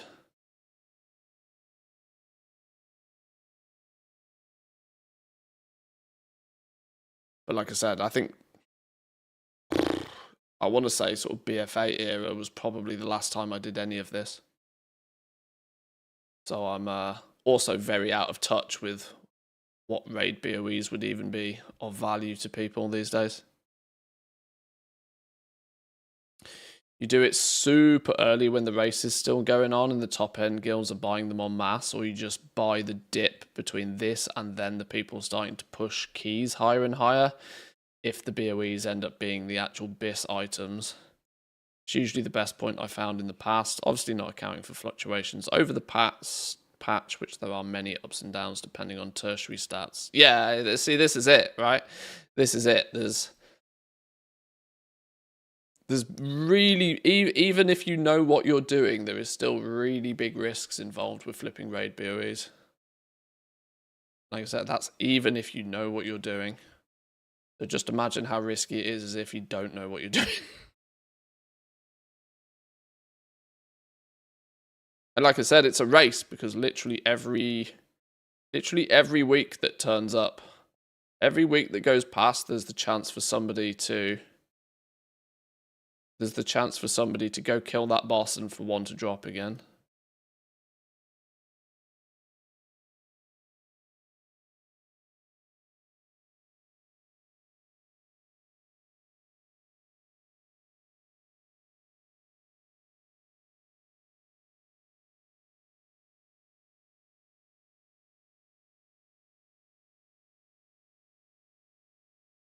What?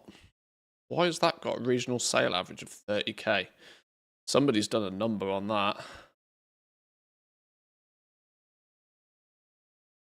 Somebody's done a number on that. That's sus as all hell.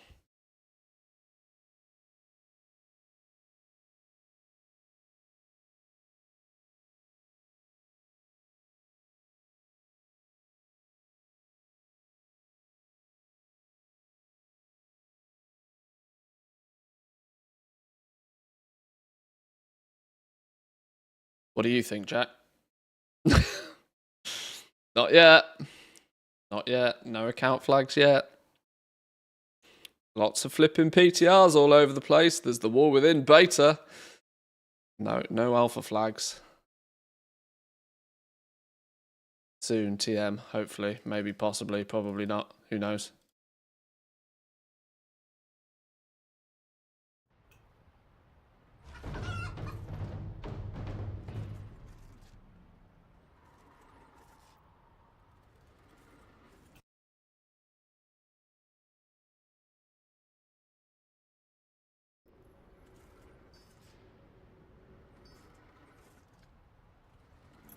BFA's corruption BOEs.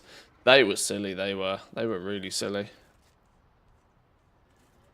I didn't get too involved in the corruption BOEs because that was just silly on another level. That was people paying gold cap for a single BOE back in BFA, believe it or not. Flipping hell, that was just ludicrous sauce. A fully itemized corrupted BOE was worth stupid money.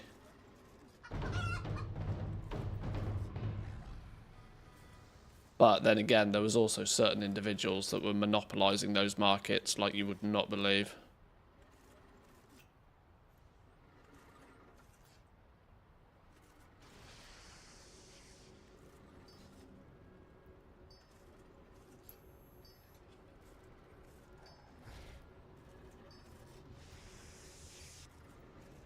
Giga hyped when I opened my emails today just to find out that it wasn't an invite for alpha, but hey, we're inviting you to watch a deep dive. Oh, when you get that face when you get an email from Blizzard on the alpha launch day, and it's about it's a marketing email. Yeah, gotta love that.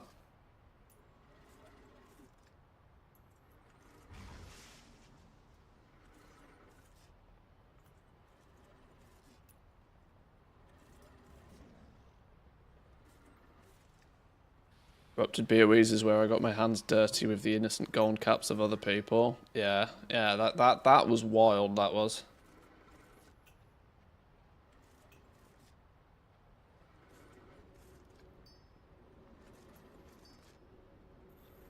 My Battle.net was super weird for 2 days. Some random numbers on WoW 1 a sign that a GM is putting alpha on my account. Maybe. Maybe. Wouldn't surprise me if they started flagging accounts after stream today just to prevent data mining spoilers. Yeah, Mr. GM was in here yesterday saying that, like, account flags haven't gone out yet. But that sounds a lot like somebody that would have an account flag. That's what they would all say. I don't know. I trust him.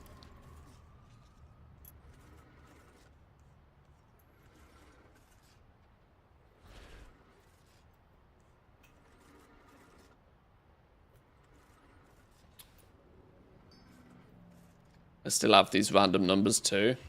I hear it's a sign that you're going to get your accounts banned.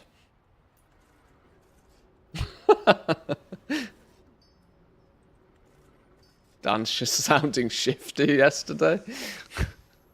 Sly dog.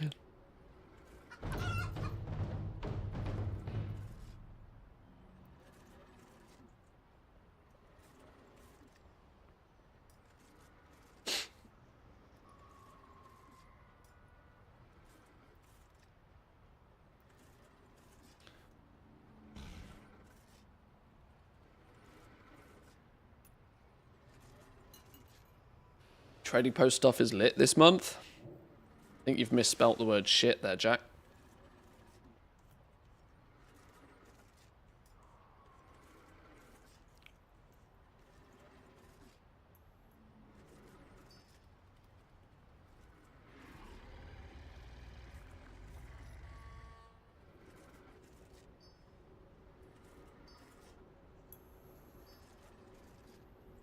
Today's Q&A for midnight. Yeah, a few hours time. Not actually that long away now.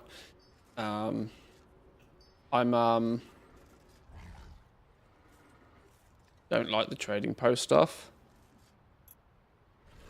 I thought it was like, not really. I don't care about transmog though. Let's not forget. Like, I couldn't care less about transmog.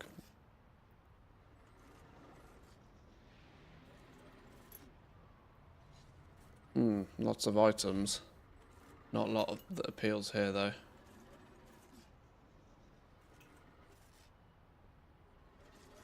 Eggs of the Icy Heart. I don't think I trust that. I don't think I trust that value. I'd need to do research into that. Not now. Nothing there as well. Wow, no deals today. Very little deals today. Some days are better than others, but this is a slow day for deals.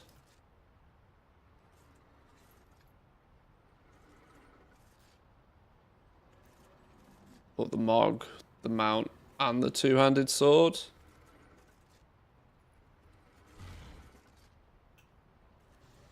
The ensemble was alright. It wasn't what I would say is special. I did buy the mount, but you know, I've had some tendies spare from the last few months. But I have the headless horseman's mount anyway.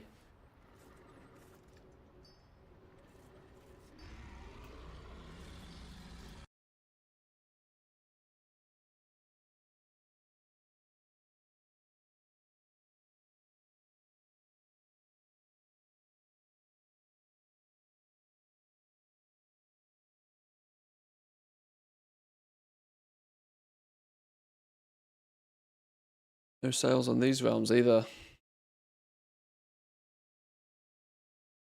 I think I am starting to agree that the amount of, like, sales do seem slower these last week or two. For sure. But I don't really consider myself a big enough player for the numbers to really be that consistent anyway. It could just be random blip in the matrix.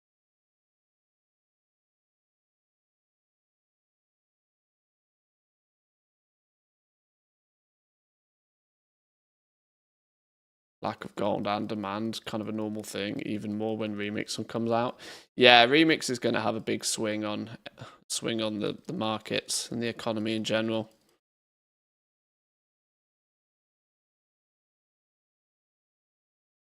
Because we're at the point now where, especially when Remix launches, what is the real reason to be playing retail at that point?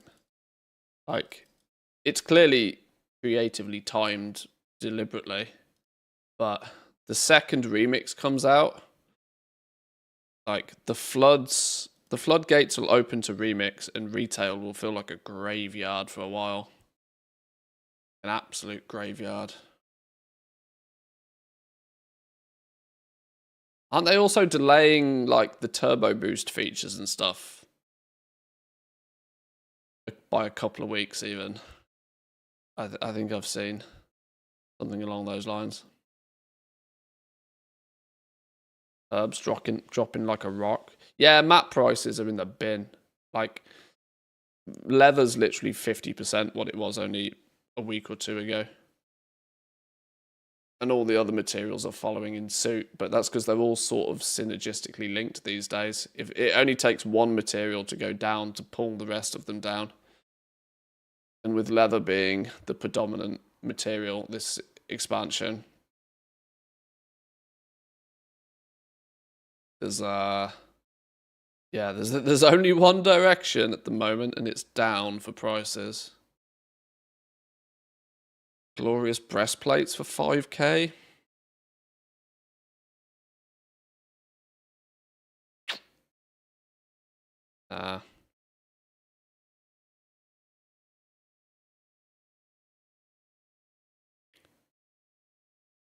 Imbued silkweave bags. No, they're crafted, but they literally vendor for like more than that.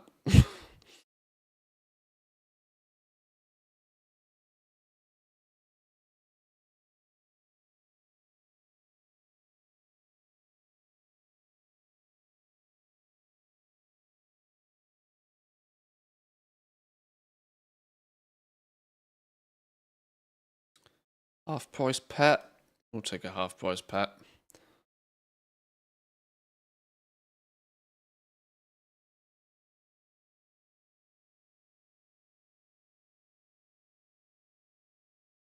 Unloaded my rank 3 bismuth yesterday when the price shot up to 99 gold. Jesus.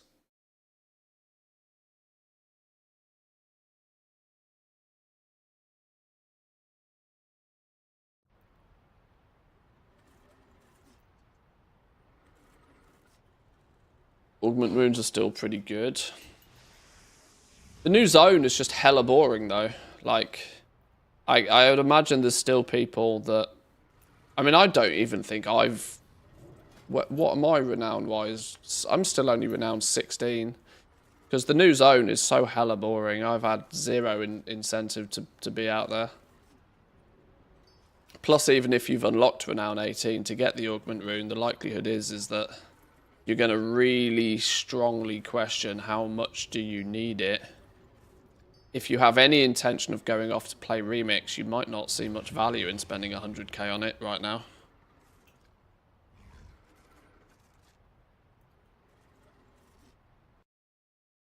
If you're nearing the end of the you're nearing the end of your natural progress, dropping 100k on a perma rune is, you know, quite the value proposition for many, I think.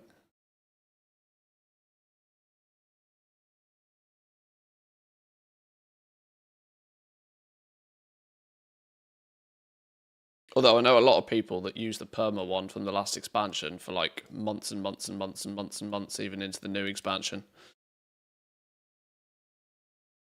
So that they don't have to pay the premium for the new shiny ones. Which is quite smart.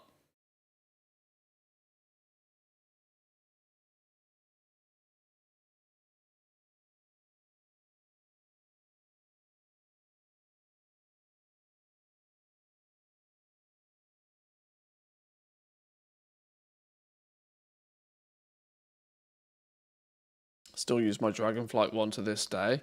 Yeah, I mean, if you think you will get good use out of it, you know, it means that you can have something. You know, you can have a buff up, at least for whilst you're doing progress pulls or whatever.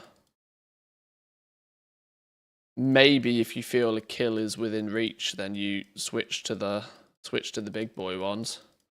Big boy single-use ones, but I don't think any raid leader out there is expecting full consumables on every pull.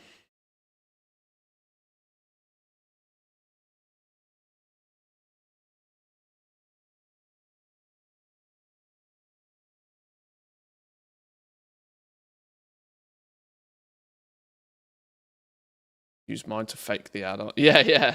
Like, so at least you've got some buff up, even if it's not the optimal buff, yeah.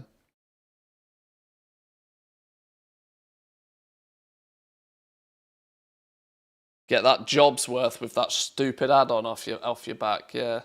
Oh, this person doesn't have a food buff on. Shut up.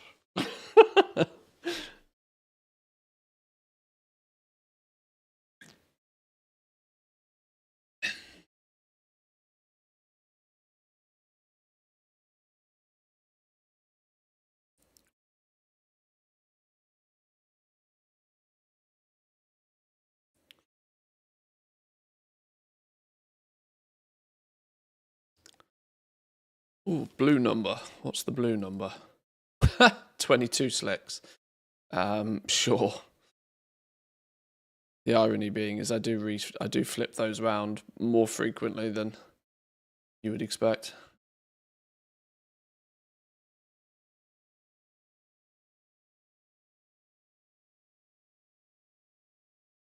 Nothing there. Schematic, duck. Quack. Market tent, that's a toy. Crafted, right? Best case scenario, we spin that round for 2k. Not worth the effort. Lawn, funeral, port. This is also crafted. Also crafted, I'm convinced of it. And the fact that they're being sold by the same person is a strong indication they're both being crafted. Yeah, we'll ignore the rest of that. Rubber lures. There.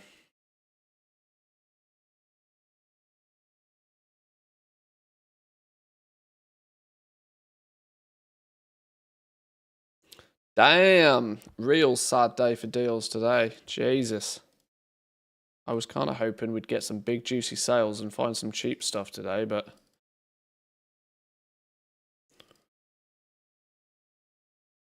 I needed to get this done today anyway, because the reality is in the next few days I'm going to find it very difficult to find a few hours to do this. Or at least I hope.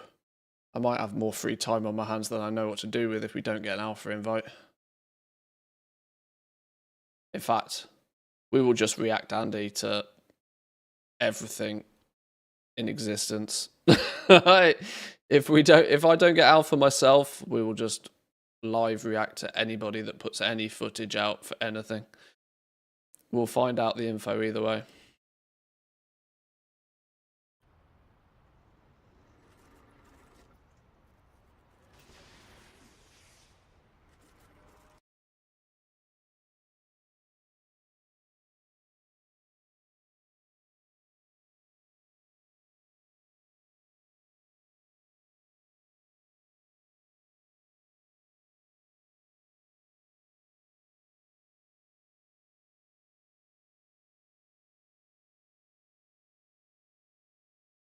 It's weird to have the mindset on a Wednesday of what do I need to get done today so that it's out of the way.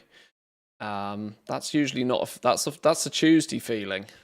Tuesday feeling is like, what do I need to do because reset happens tomorrow. It's not usually a Wednesday feel. Very odd for it to be a Wednesday and for me to be thinking like, right, what do I need to get finished? It's literally reset day.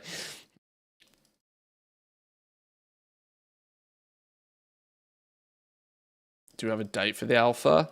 Yeah, it comes out tomorrow.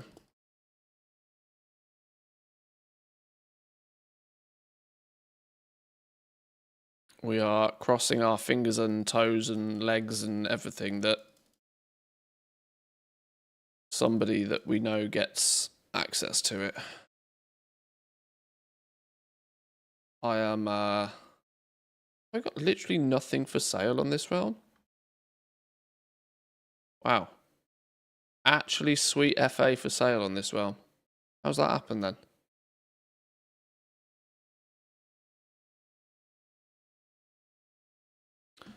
I am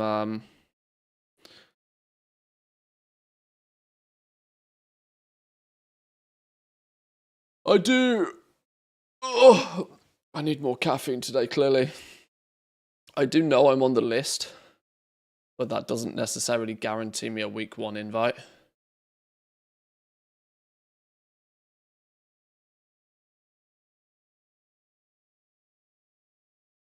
I'm hoping it does, because professions were on phase 1. Yeah, on the blacklist. Oh yeah, I didn't.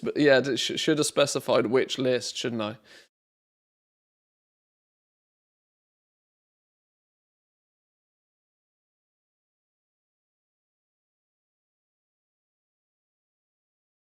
I mean, there's worse lists to be on.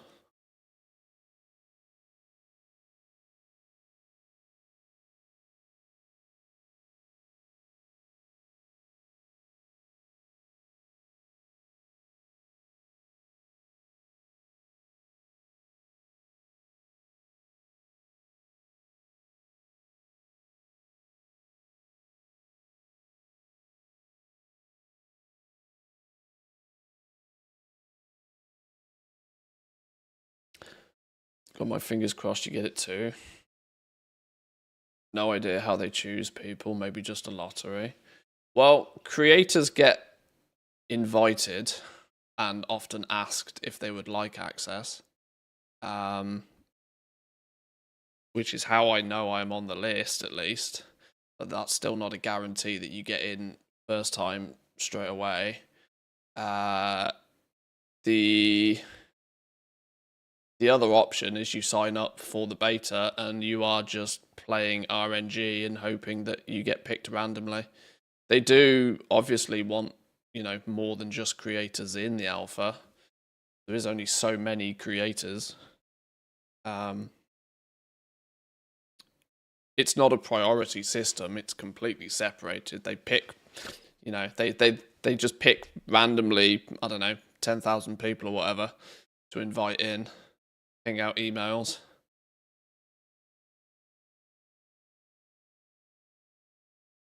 I would imagine the more random they do it, the better, honestly, because that means they'll get a wider variety of players to do all the different types of things. Creators only get invited into the alpha for free marketing, let's be real.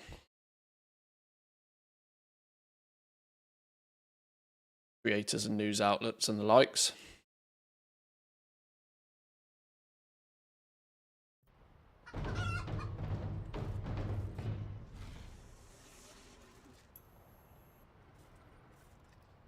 Dangerous times to be meant to mention being on a list, yeah.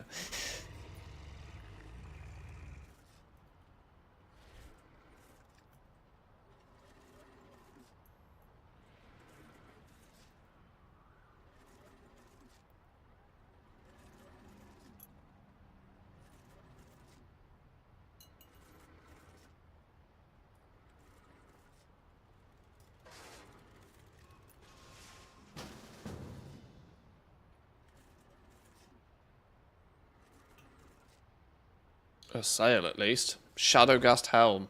Flipping hell. On escape, goddamn. Shadowlands legendaries. Nearly every day I sell a Shadowlands legendary. I'm amazed I still had. I'm amazed I still have so many of them.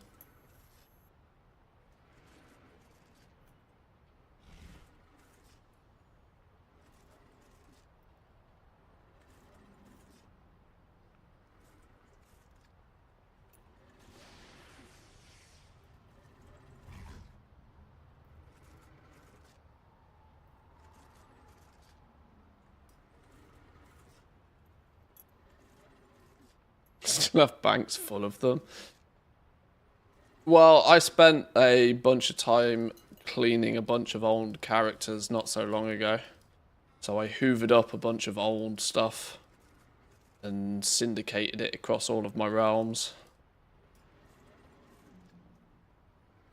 So I'm quite sure I've cleared through most old sources of them.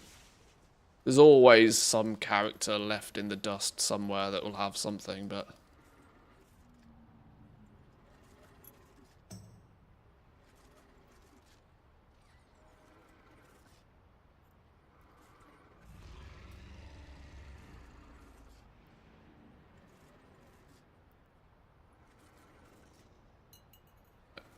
Let's hope the sniper doesn't turn up anything too juicy, because I'm going to take a quick ad break for 2 minutes, boys and girls. An ad, Twitch does claim an ad is starting soon. I'm going to take a quick bathroom break. Be back in 2.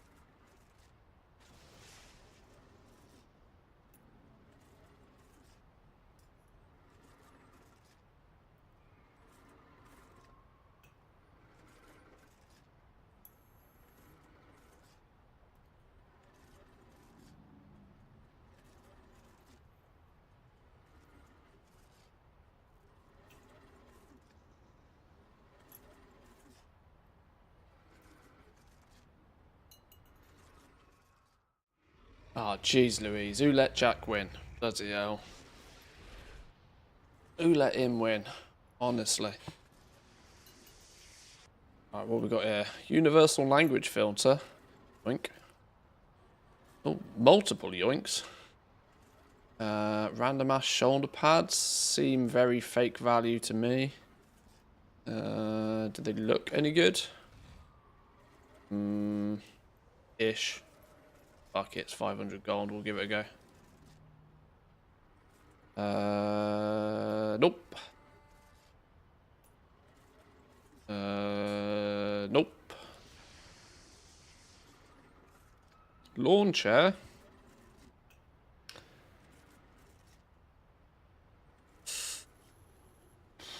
Sure, why not? I have a sneaky suspicion that's crafted as well, but...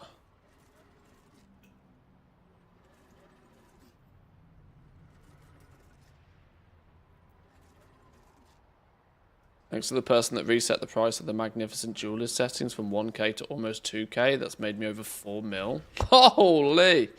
How did you have so much in stock? That's serious cash monies to have in something like that at this point. Jesus. The funny thing is, right, I'm the first person to tell people that they need to do shit at scale. If you're gonna make gold in this game, you got to do stuff at scale. Yeah, I'm always very pleasantly surprised when people do things at scale.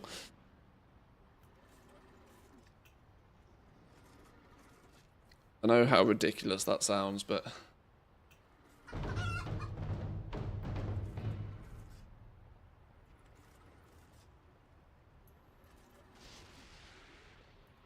Come on, sell some in. Oh, Jesus. Jesus. If you don't scale, you're limited. Oh, I know. Yeah, categorically. I've got 4.5 thousand of them, but they'll be gone this evening. Yeah, it's reset day, isn't it? Yeah.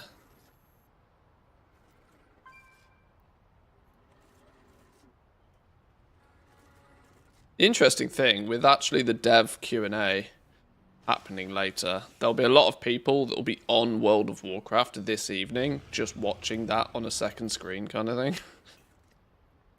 Not that we get to see concurrent players, but I'd expect a spike in concurrent players this evening, not just because it's a reset day.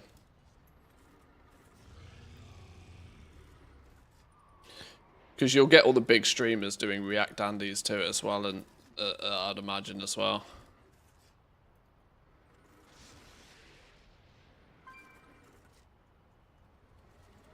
I've been quizzed a couple of times if I'm going to be streaming this evening.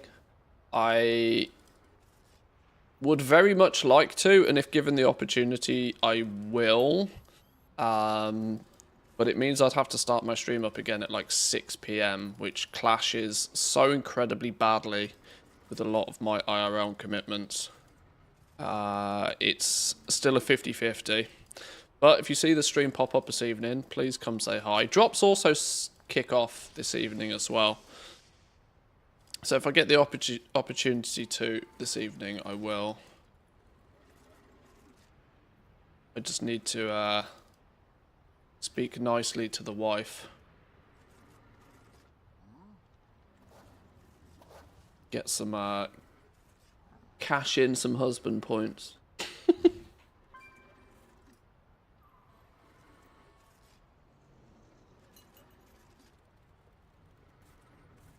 It's simply based around... It's more so the fact that she's not very well at the moment.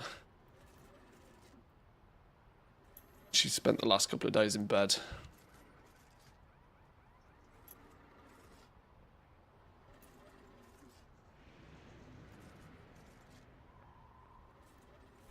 And the reality is that we'll still be able to... we'll have Alpha Waiting Room stream tomorrow anyway. Meaning there's... great opportunities to, you know, react to anything that happens in it tomorrow if we don't get to watch it live.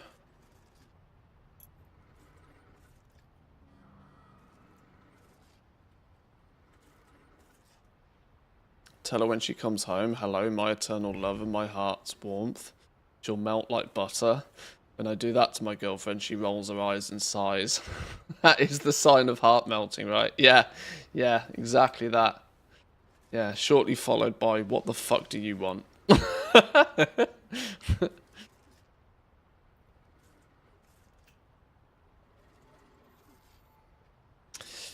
Yep. Yep. Hand of Eternity Outland blacksmithing recipe. 30k, 2 of them. It's cheap, but it's not a deal. It's cheap, but it's not a deal. 15k, I'd have considered it. Is that a world drop one, or does that come from somewhere specific, though? Come back to that in a minute.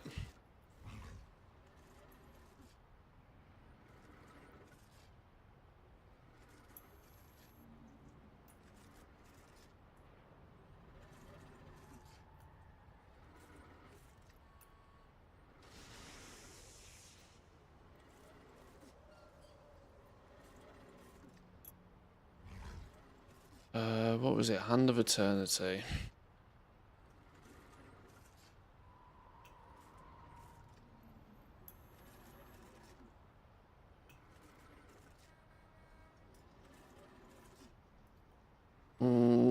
TBC World Drop.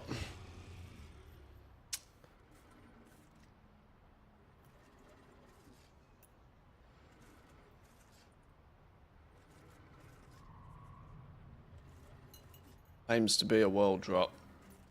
It's still considered a world drop. It is.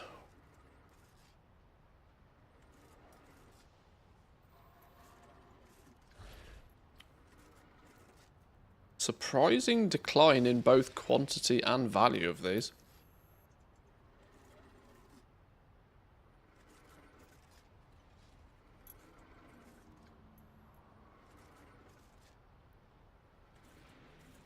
Very surprising decline. 30k a piece on 2 of the biggest servers. Only 1 on Draenor at 50k. Plenty of them on Taran Mill, plenty of them on Kazakh. Only a few on Twisting Nether. Very interesting decline in price of these.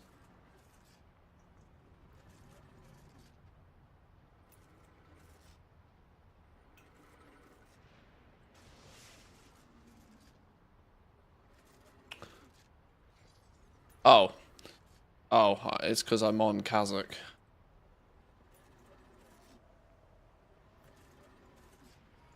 Nah, I'll pass.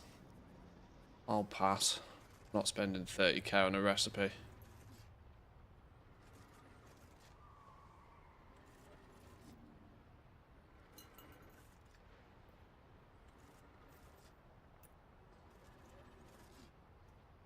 Odd though that the quantity of them is decreasing and the price has also been decreasing on something like that.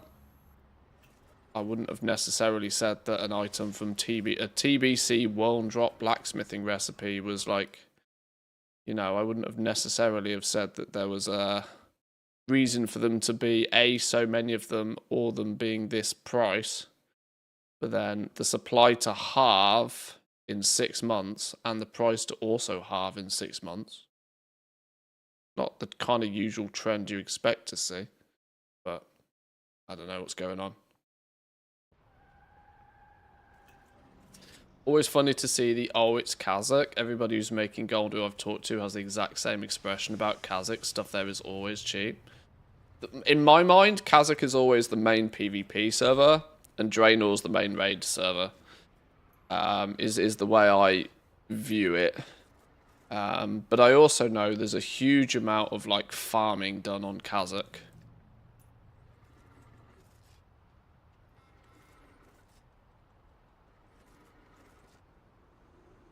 And with a greater percentage of farmers over crafters, say, you tend to find that the variance in price is kind of crazy.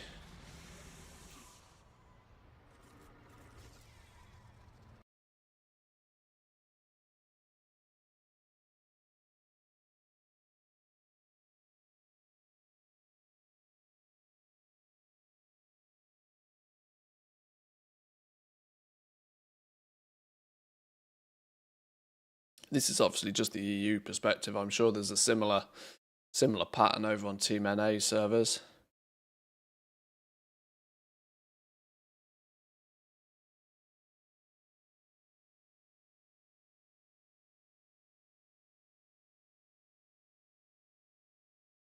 I know Area 52 is probably one of, if not the biggest NA server. Am I right? Area 52? Is that predominantly from a raiding perspective or a PvP perspective? Then you've got what other big realms? Illidan, maybe. I don't know. I don't know the NA realms as well.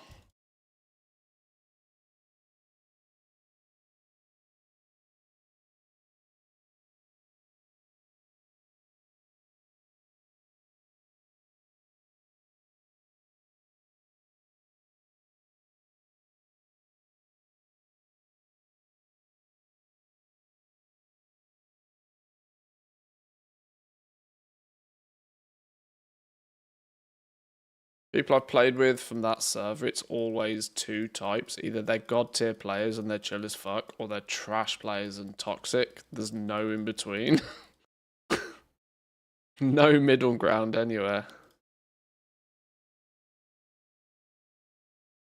I have to admit that there is a disproportionate amount of time I will see somebody raging in a pug group that end up being from Kazakh, yeah. Disproportionately high percentage of that happening.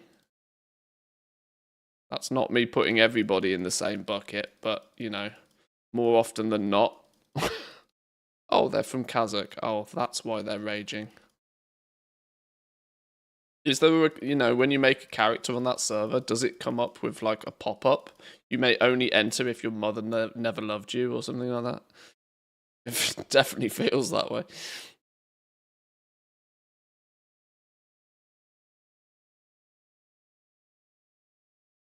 Right, what we got over here? Nothing. Nothing.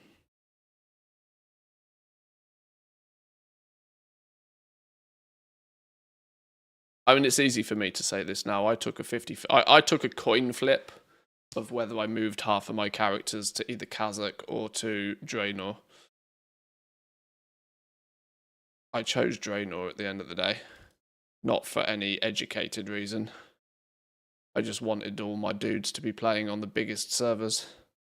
I was bored of... and then only a matter of months later we got warbands, and so none of it really mattered anyway. But, like, it's... this was back in Shadowlands. Well, I was proactively moving to the bigger servers.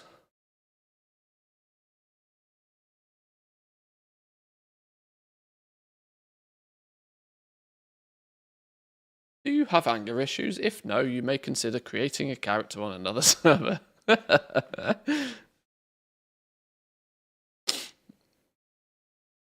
From the people that leave the guild or got kicked after I recruited them, they are people from Kazakh and from Denmark. Not kidding. Danish can be very toxic in WoW.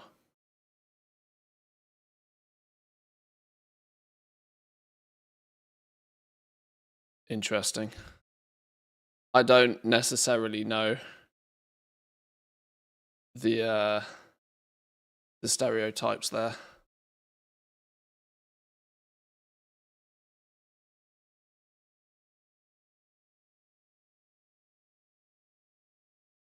Really nothing going on cheap on these realms. Do I want a random ass lobby level recipe? Sure, why not?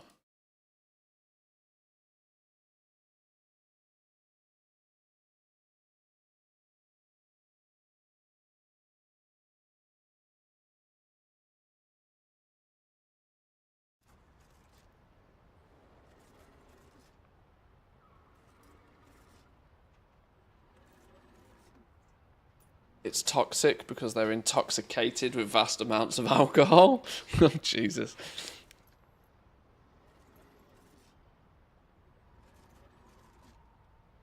Hey, I'm English. I'm English. We're quite well known for liking a drink. I mean, you've all seen us on holiday, right? So I can't say anything.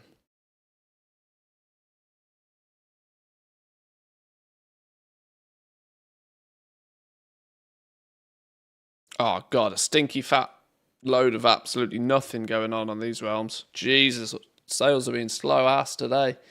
I don't even think we've made like 300k of sales today.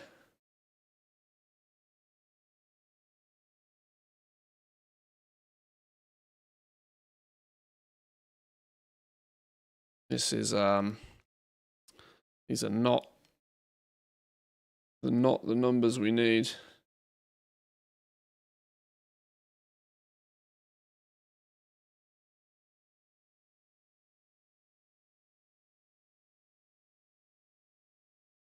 They have sure made a name for themselves at tourist destinations. Yeah, your average Brit abroad is a sight to be seen.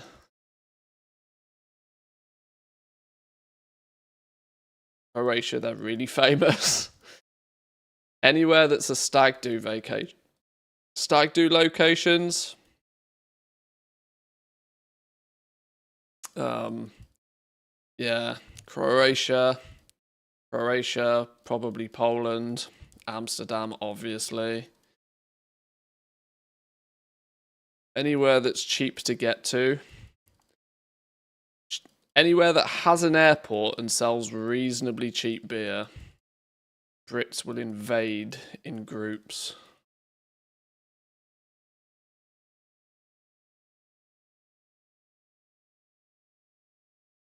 And again, they fill up the treasury with penalties, drinking outside of bars and on the streets, €550 fine. Damn. You're assuming they pay it, though. It's one thing to be given a fine. It's a totally different thing to pay it. I'm not suggesting people don't pay their fines, but I can absolutely categorically tell you that only a fraction of them do.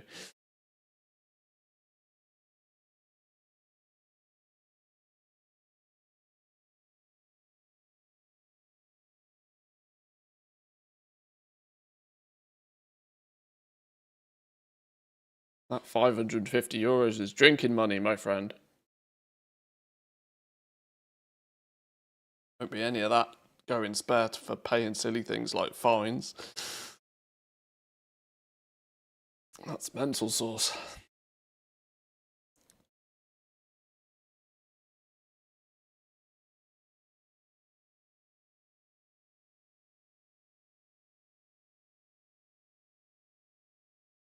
Bloodscale boots.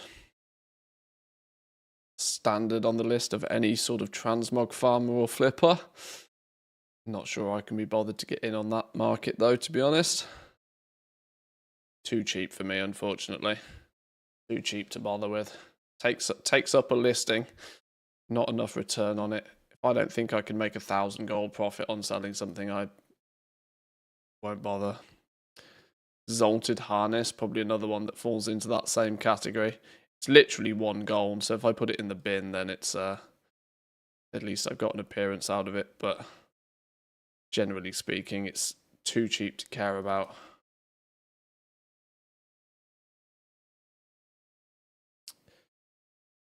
Vicious Flask of Honor recipe, Kazalgar Alchemy.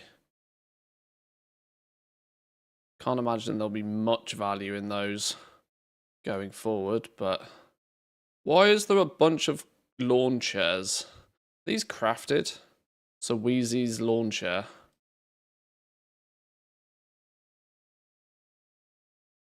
Where do these come from? Why is there so many of them all of a sudden? Added in 11.0.7 Siren Isle.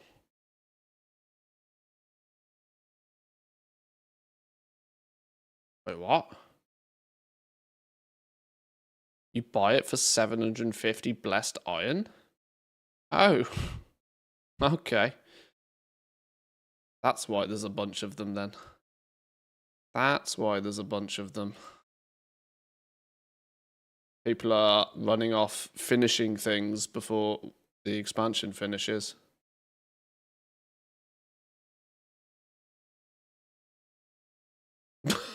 Look at the fuck is going on with the price of these?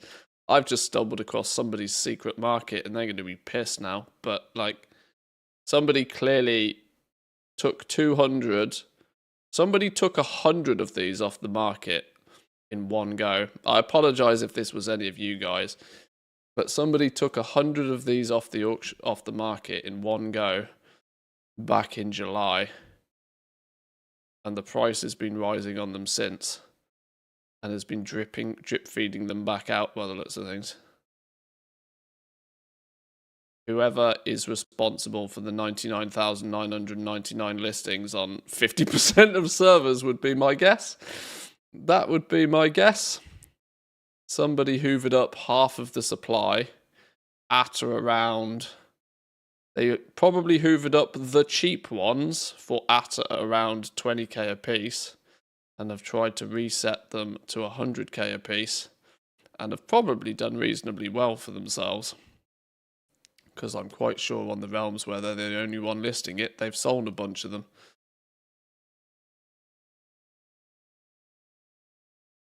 But there are a few people that are clearly trying to spoil the party recently, or they've taken their eye off the market and let some of them get too cheap.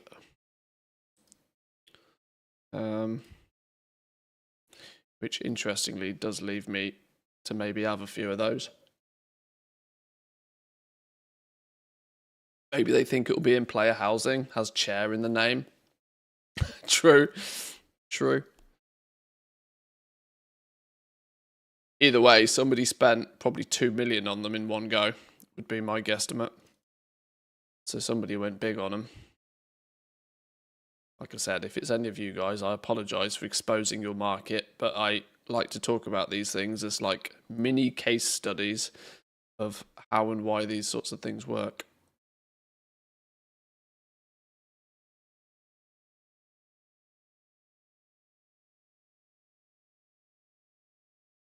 Somebody's sat behind their keyboard cringing right now. That's my market! Stop talking about it.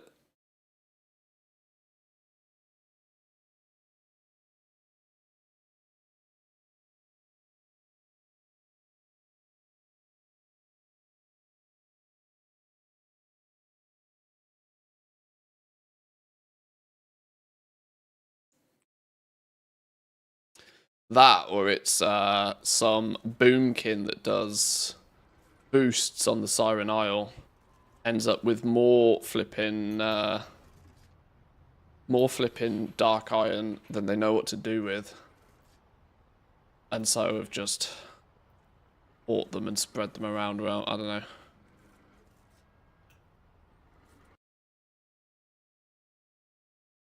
It probably is one of us. See, this is it. I'm quite aware that it could be easily somebody close to home. Well, I try not to look at names of who's selling them too much. Maintain some anonymity for people, but for reference, it's not me. This isn't a big deflection. Oh, Poppy not found? Hang on. That's a stick. One dog. Oh, one dog moving. And a puppy. Snoozing. She's sleeping. The other one's under my feet. Puppy number 3. She almost doesn't really fit under the sofa anymore. Looks like a small wolf. She's got teeth. She's got fangs like a wolf. I can tell you that much for a fact.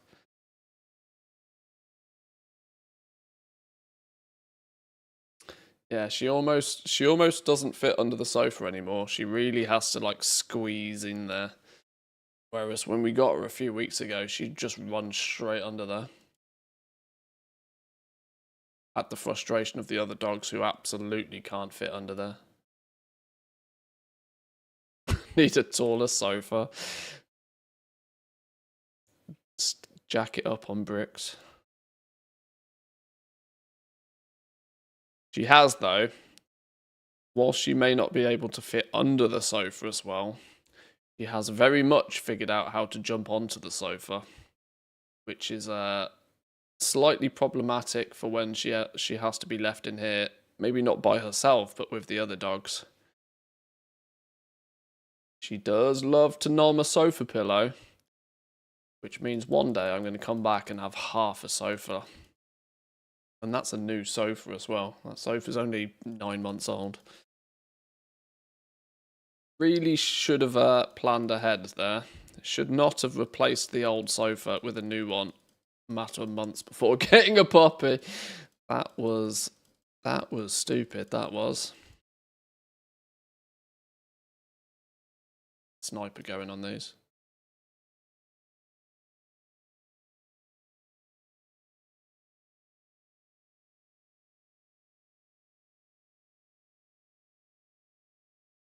It's their sofa now, yeah. Very true. Every time I see her in the puppy cam, she's bigger. Yeah, I mean, I take loads of photos and stuff. And it's even a mute because I don't see it, right? She's literally with me every hour of the day, so I don't really see it. But it's funny when I flick through the photos from only a couple of weeks ago and she's half the size.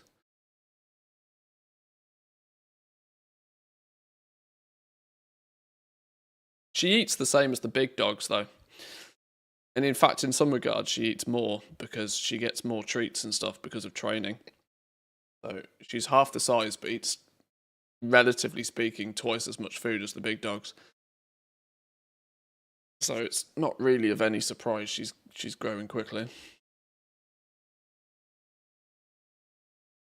Puppy phase is fun, though.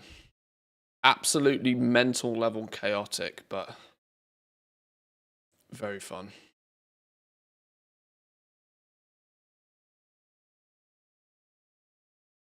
Lots of stuff here. Oh, Dentag. Okay, right, yeah. Twinned with Taran Mill.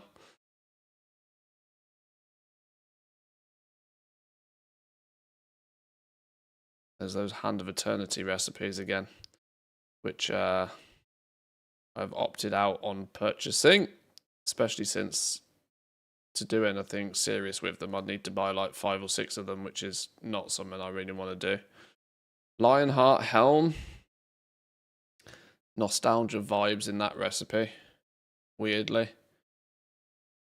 25k regional sale average, couple listed for 10k a piece. I can send them other places and try and sell it out for 50, 100k. Take it to a realm where it doesn't exist. I'm sure there's realms where that recipe doesn't exist. Green lumberjack shirt. Not a bad one for... Ooh, 5 of them. That's sus. That's sus. How has somebody got 5 of those? Green lumberjack shirt.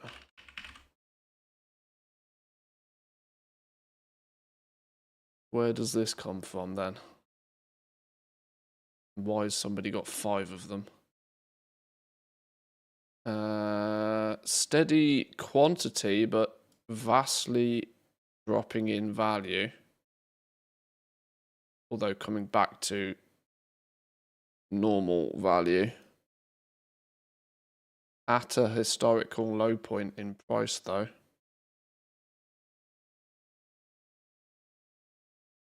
But the question is why is... Whoa! It's clearly farmed for. Okay, big swing in difference in price of these then. But loads of places where they don't exist. See, I'm happy to take it somewhere it doesn't exist. Sure. Spread some of those about, why not?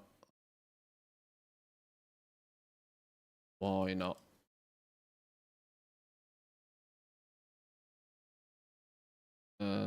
One, two, three, four. Clearly somebody had the opportunity to put it on the auction house and had no idea what number to pick.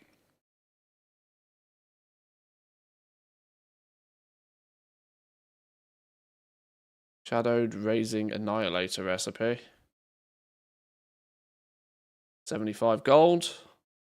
Fire crystal mace looks real fake value at 500 gold. But I need the appearance even if I vendor it. Okay. Next realms.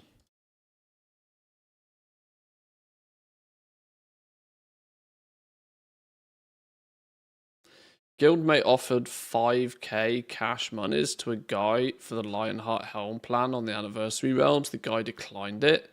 They offered him 30k gold, but he declined. He learned the plans and crafted for a fee of 100 gold. Okay.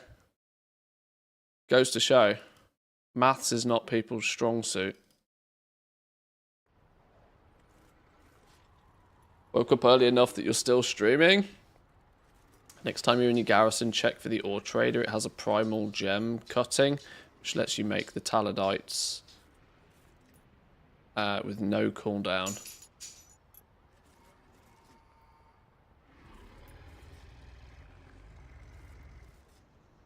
Primal gem cutting that lets you make taladites with no cooldown.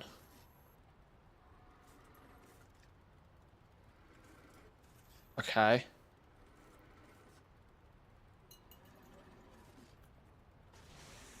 I'm trying to connect the dots on that one.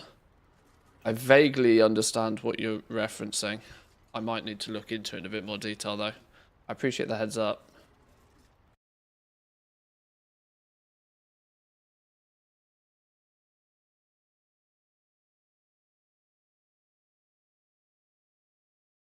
What do we sell over here? Stout Elemental. Definitely wouldn't have paid 10k for it. Sounds like the kind of pet I'd have spent 1,000 gold on.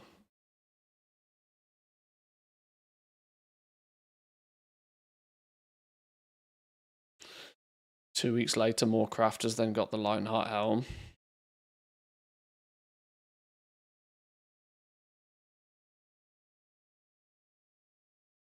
Yeah, maths is not everybody's strong suit. Then, what you also have to consider in this scenario, as ridiculous as it sounds, the dopamine kick of being the only player on the server crafting that, to some people, you know, being the center of attention, being the only person able to craft something on a server for a week is probably worth more than the 30,000 gold to some players.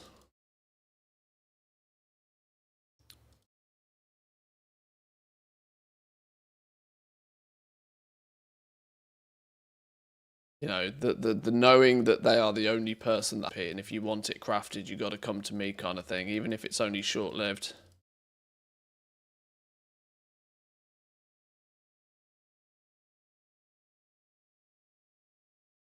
I guess you could do taladites without the cooldown, but I think it requires a lot of primal spirits too. Yeah, this is what I was thinking. To be fair, it's my main character. There's a good chance I've got a bank full of primal spirits from back in the day, unless I just deleted them. But I can always check and have a look. Something to figure out. 5k cash, on the other hand. Yeah, well, RMT can get your account banned, so...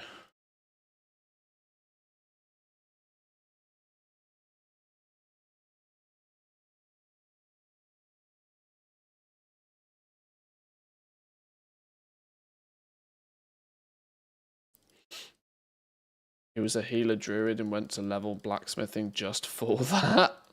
Okay. People will do crazy things.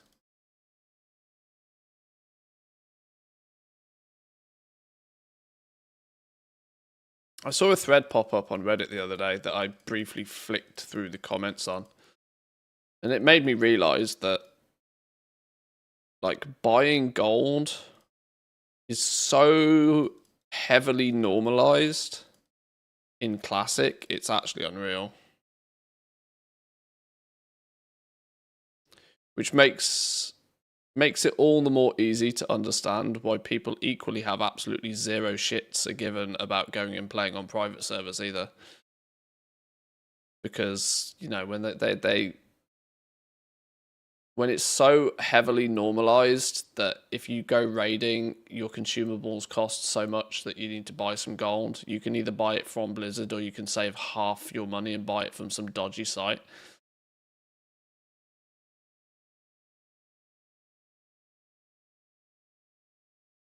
It appears to be so ridiculously normalized that the rules don't really mean anything. Kind of bad.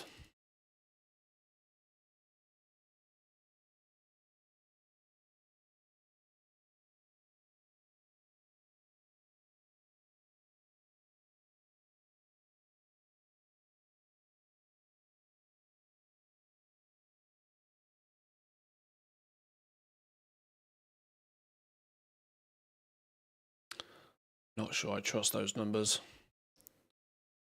30k regional sale average on a shield. Death Pyre Mace. 14,000 gold average sale value. I'm not sure I trust these numbers at all. Especially since they're being sold by the same person.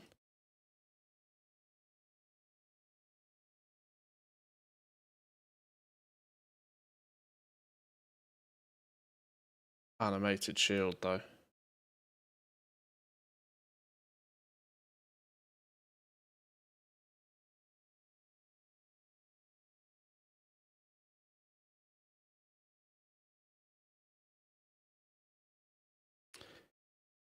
Can vouch for that. People I know came back for Classic and they wrote me like, hey, you always have a lot of gold. Do you want to sell me a bunch, please? Everybody sells gold. Yeah, it's kind of surprising.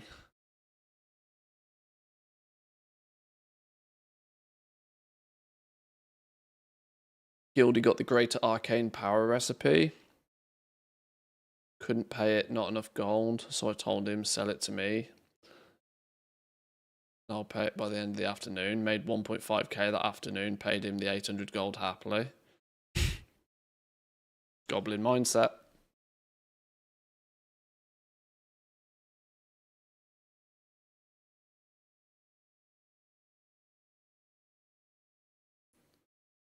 Oh, I don't know what I don't think I like these items enough to consider buying them for mod flips. Not at the prices that they are.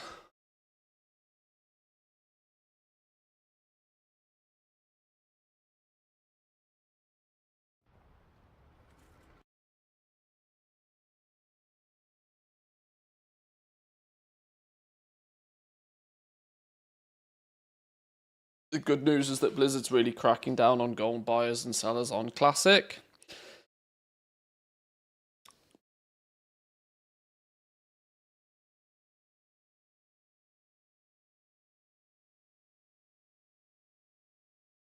I don't know. I've always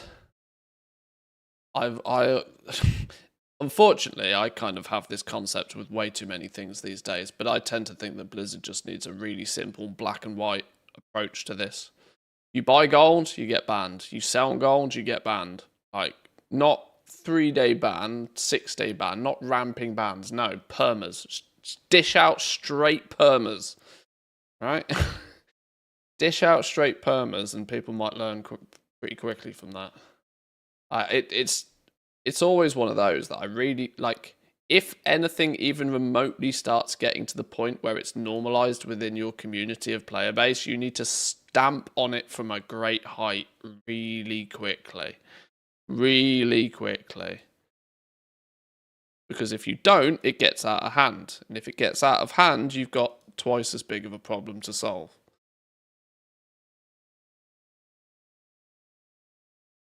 I know they've added the token to Classic, which was kind of controversial in the first place. But it should be hammered home with great force that this is your only option. Not overly sold that in a game like Classic the token should be there full stop, but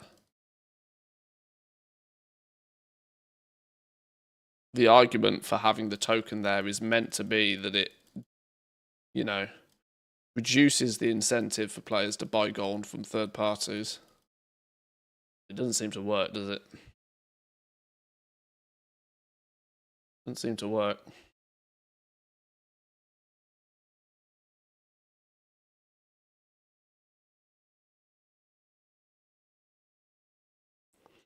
Everybody's buying gold these days. Exactly, this is it. They do run the risk of that by selling a token themselves. They sort of, you know, they're advertising what they're fighting against. That's a very clear and, you know, logical argument to make that they're part of the problem in normalizing it, because there's an official route to do exactly that, but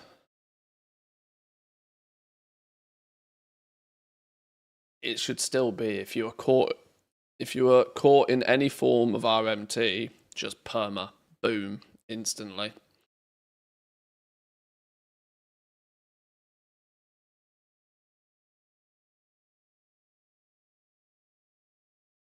I once sold gold to a gold seller, a couple of million for 200 euros. He paid via PayPal.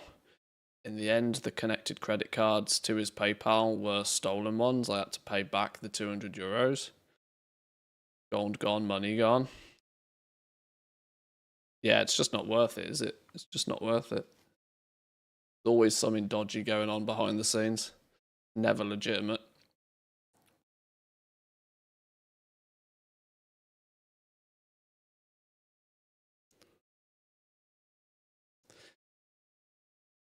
They have to have the token, otherwise people just quit. They don't want to farm gold. Dude has 2 hours to play, doesn't want to spend it farming gold, would rather do PvE, PvP.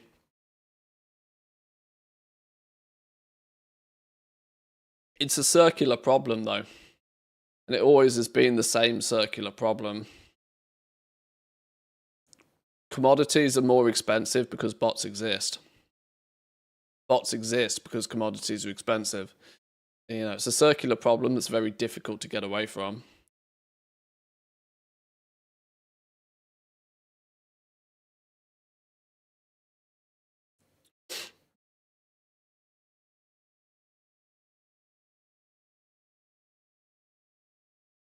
And it's literally one that Blizzard have never really got to grips with over 20 years, so it's clearly not going anywhere. It's clearly not going anywhere. Kazalgar leatherworking recipes for like 200 gold a piece. Can't be that difficult to get a quick flip on one of those. Lamplighter gear. 4k for a lamplighter gear. Bargain. Sold a piece of lamplighter gear for, what was it, like 90k earlier today? Not much else going on there, though. Even though there's lots on the list.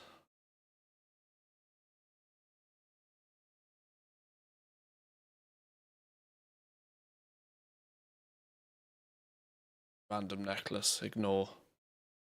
Nobody's buying necklaces for any reason whatsoever. Nada.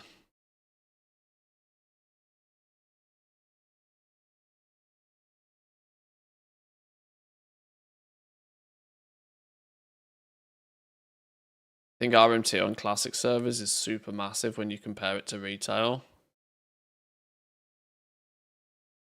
It's funny though, isn't it? Because on classic, there isn't arguably as much. There isn't as much for you to spend gold on in classic. Like the options are significantly more limited.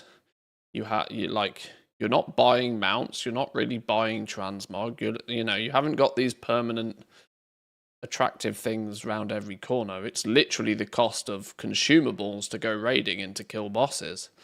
But on the flip side, your options for making gold are also very scarce on classic. You either pick up herbs or, well, that's it. Like,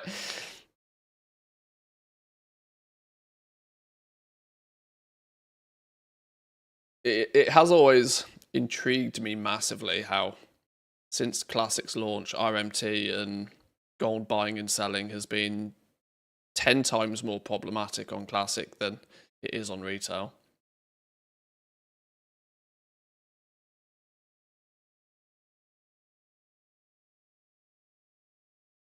Or at least that's the illusion I get from it anyway. Said it's not something that's like that easy to track, but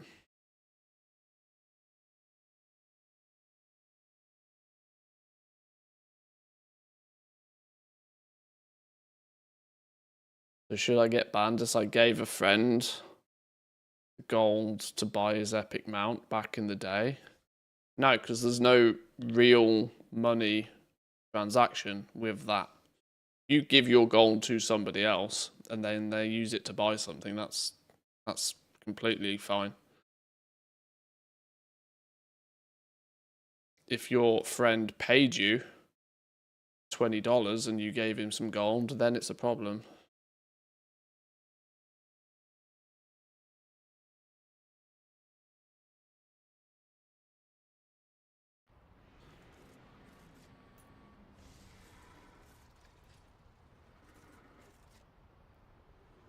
Like a large portion of my classic gold with glyphs, they're insanely profitable for some reason.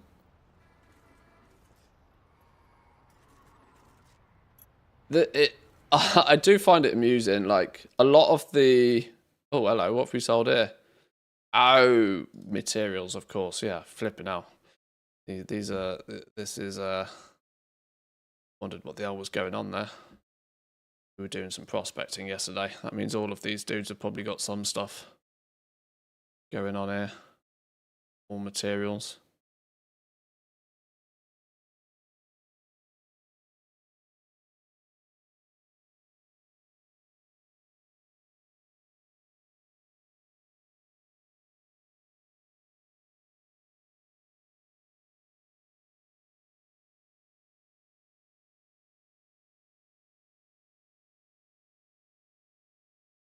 Yeah, a lot of the more old school, long time goal makers have, if not switched most of their focus, completely switched to playing classic these days.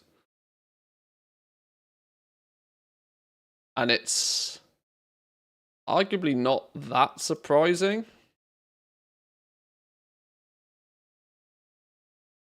since if you've done the goal making thing for a long time, you're also probably quite set in the ways in which you've done it, because we did go 10 plus years with really not much changing.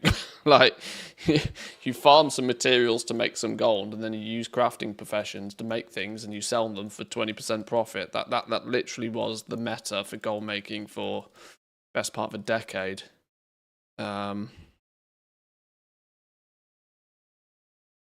And interestingly, there were lots of probably players playing classic right now doing goal making that are now just doing the same thing they did 10 years ago when it wasn't classic, when it was like actually retail. Now that we're like back in the world of Mr. Pandaria and whatever.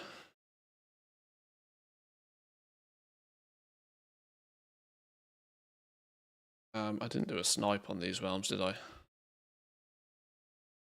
Quick, log back on.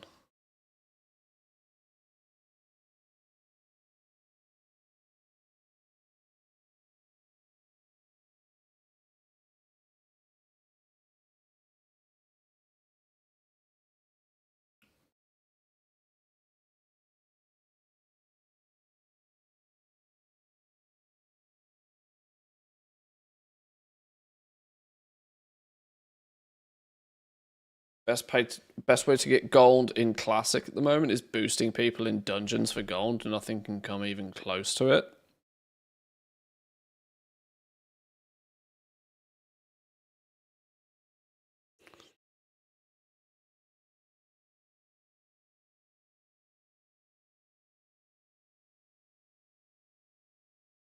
I guess it's I mean, that logic is probably based around the fact that what is the one single thing most classic players want more so than anything else is they want to have better gear.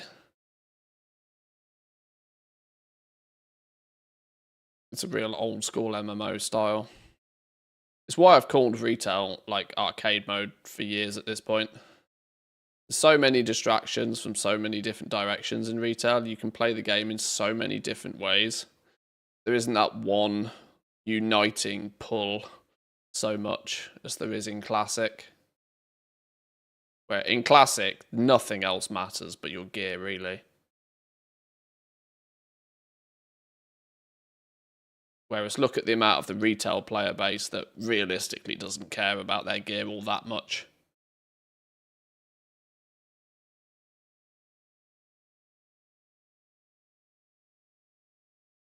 Especially with just how many different ways you can go about getting it. Robes of Curation for 100 gold apiece. Sale average is too low on these. I probably could list these for 15k each on random ass realms, but the chances of selling any of them is worth.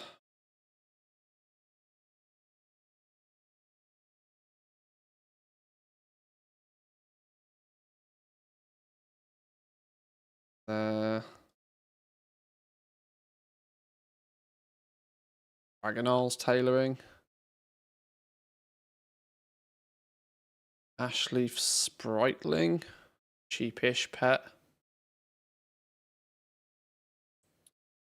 1500 gold for an Ecodome pet again. Oh, multiple Ecodome pets for 1500 gold. I kind of set myself a target of 3 figures for these Ecodome pets, but it's clear we're getting very close to those numbers. 75 gold patterns.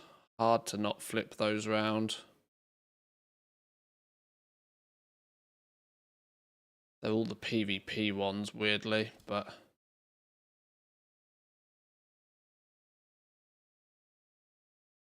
Kazalgar Jewel crafting recipe.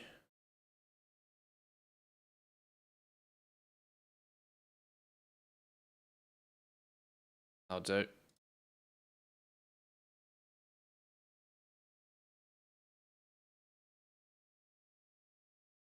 Not sure about Pandaria, but on the anniversary realms I do quite well crafting.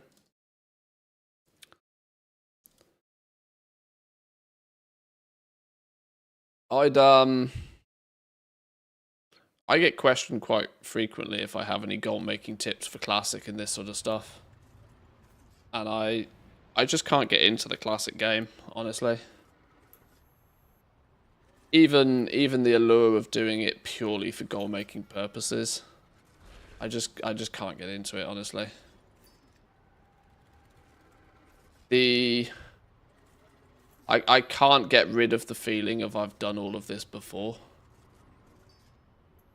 And because a lot of the way that I do my goal making, I always talk about the journey. I enjoy the journey of figuring out new stuff and finding out new things. Building something, setting something up. Once I have the wheels are just turning, I get so bored so quickly.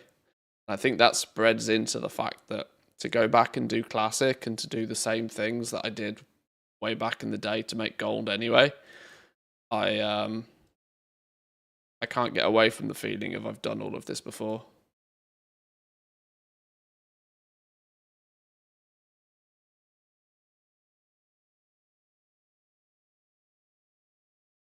Okay, we've burnt through most of these materials from thaumaturgy. Oh, didn't sell a lot here. Means we've got a lot of lure drop to sell. Oh, we didn't sell a lot here because this account didn't have as much to sell. I remember now.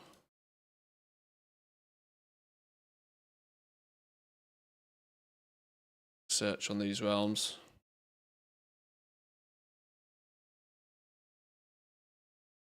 Surprisingly low quantity of actual sales today, which is a bit disappointing. But this was Sunday, Monday's listings, so the slower part of the week. So I guess it's maybe not too surprising.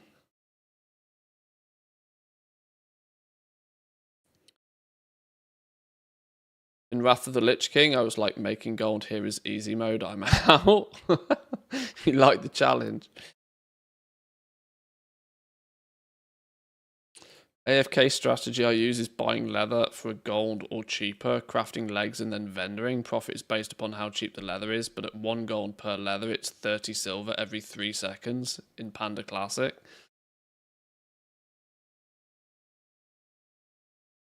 The fact that that sort of stuff even exists is kind of crazy to me.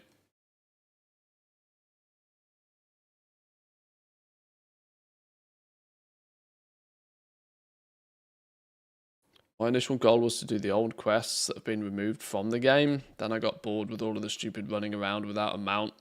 Started to make some money, set up my small little factory. And now I'm bored a couple of months later. Yeah, I've always had this, like, all about the journey for me. It always has been. All about the journey.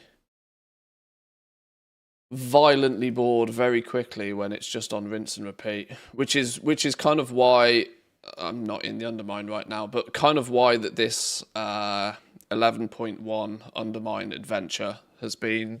I've deliberately tried to do it knowing full well that there'll be a period where I get bored of it, so I've tried to make sure that it's kind of like multifaceted, multi-purpose. I have multiple reasons to log on to these characters every day. I can kill rares on these dudes, I'm reposting auctions, I'm also scanning on every realm for deals, so it's like, you know, tapping into a few different options.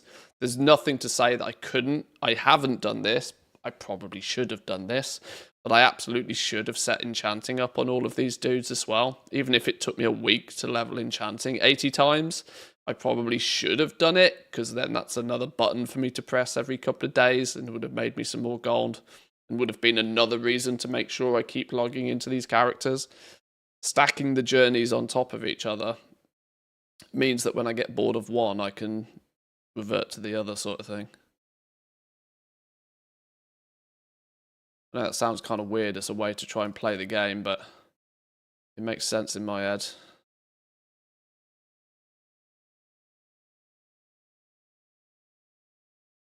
Vicious Flask of Honor recipes.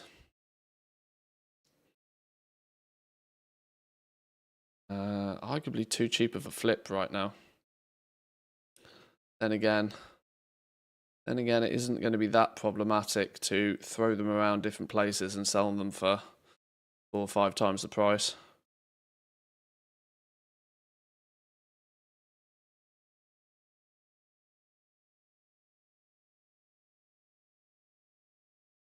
Nothing going on there. What I should do while I am here, though, actually, is maybe make sure that we get this.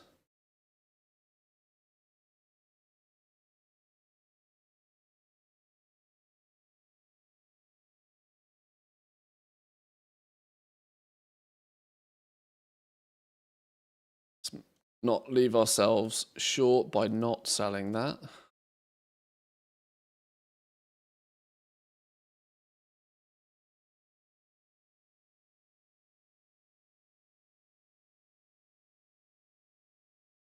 Broken things.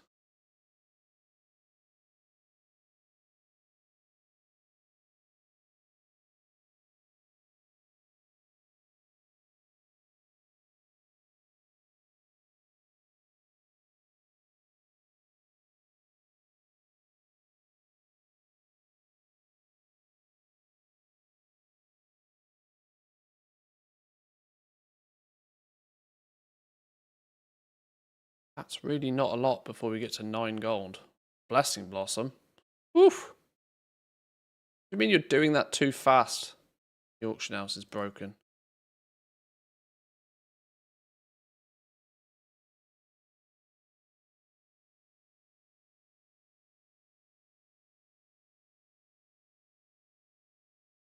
Okay.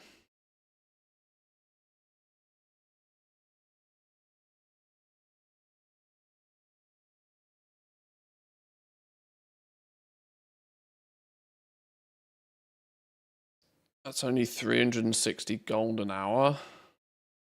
Only if I get them for 1 gold, but I buy thousands at 80 silver. Yeah, I mean, it's the same concept again, isn't it? Like these little vendor shuffles, you know? Every expansion for 4 or 5 expansions, the question was always like, what's the vendor shuffle? What material, you know, what's the floor price on this material? How much of this material can I buy under the floor price so I can spin it round for 1 silver profits? And nobody cares about the time it takes to do it because it's just running on another screen whilst they're in a Zoom call at work or something, you know? Yeah, that's second monitor content. Sucks dick if it's like your primary content activity because it locks your account from you being actually able to play the game. But, you know, if you've got a real job that you have to spend 8 hours a day doing, you can have WoW open on a second monitor. And any gold that you make in that 8-hour period is not necessarily, it's not taken away from your regular playtime. But it then means during your regular playtime, you then might not need to spend any time at all focused on making gold. So it's kind of has vendor shuffles always had that kind of hidden value to people, which is why people were willing to do it for like 5,000-6,000 gold an hour, whereas they probably wouldn't actively farm anything less than like 20,000 gold an hour.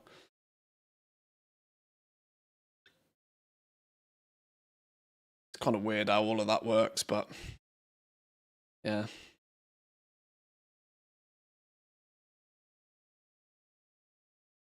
Right, boys and girls, the streams the last couple of days are shorter, and today is of no difference.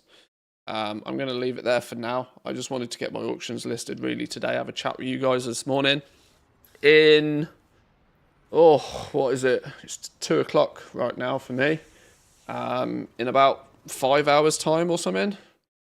Yeah, well, there we go. Midnight open house starts in 5 hours.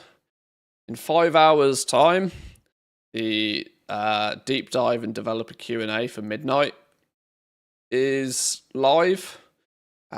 This is going to be broadcast, I'm going to assume, on their YouTube channel and probably their Twitch channel. It is 50-50 right now. 50-50 whether I'll throw the stream up this evening to watch this live. Drops will be kicking off on Twitch as well this evening, by the way. So I'm at least going to try to get back later today to live react to this with you guys, so feel free to come and join in on those fun activities this evening, a few hours time. And additional to that, we can keep our fingers and toes and legs and arms and everything crossed that some of us get access to the alpha so we can dig into it a little bit and try and find out some goodies as well. Yeah, we'll see.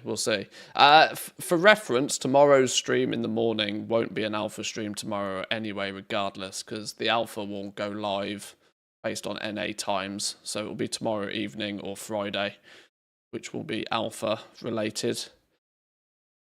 But yeah, we'll see. I'll talk to Ian, send you the alpha. Thanks. Appreciate it. Appreciate it.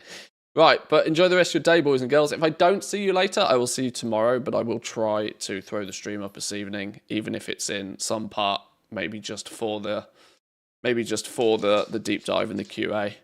But yeah, have yourselves a good one, boys and girls. Enjoy reset day. There's not too many lucrative days of goal making left, I'd imagine, until we start really focusing on Midnight. So make the most of it. Have a good one. I'll catch you all later. Peace.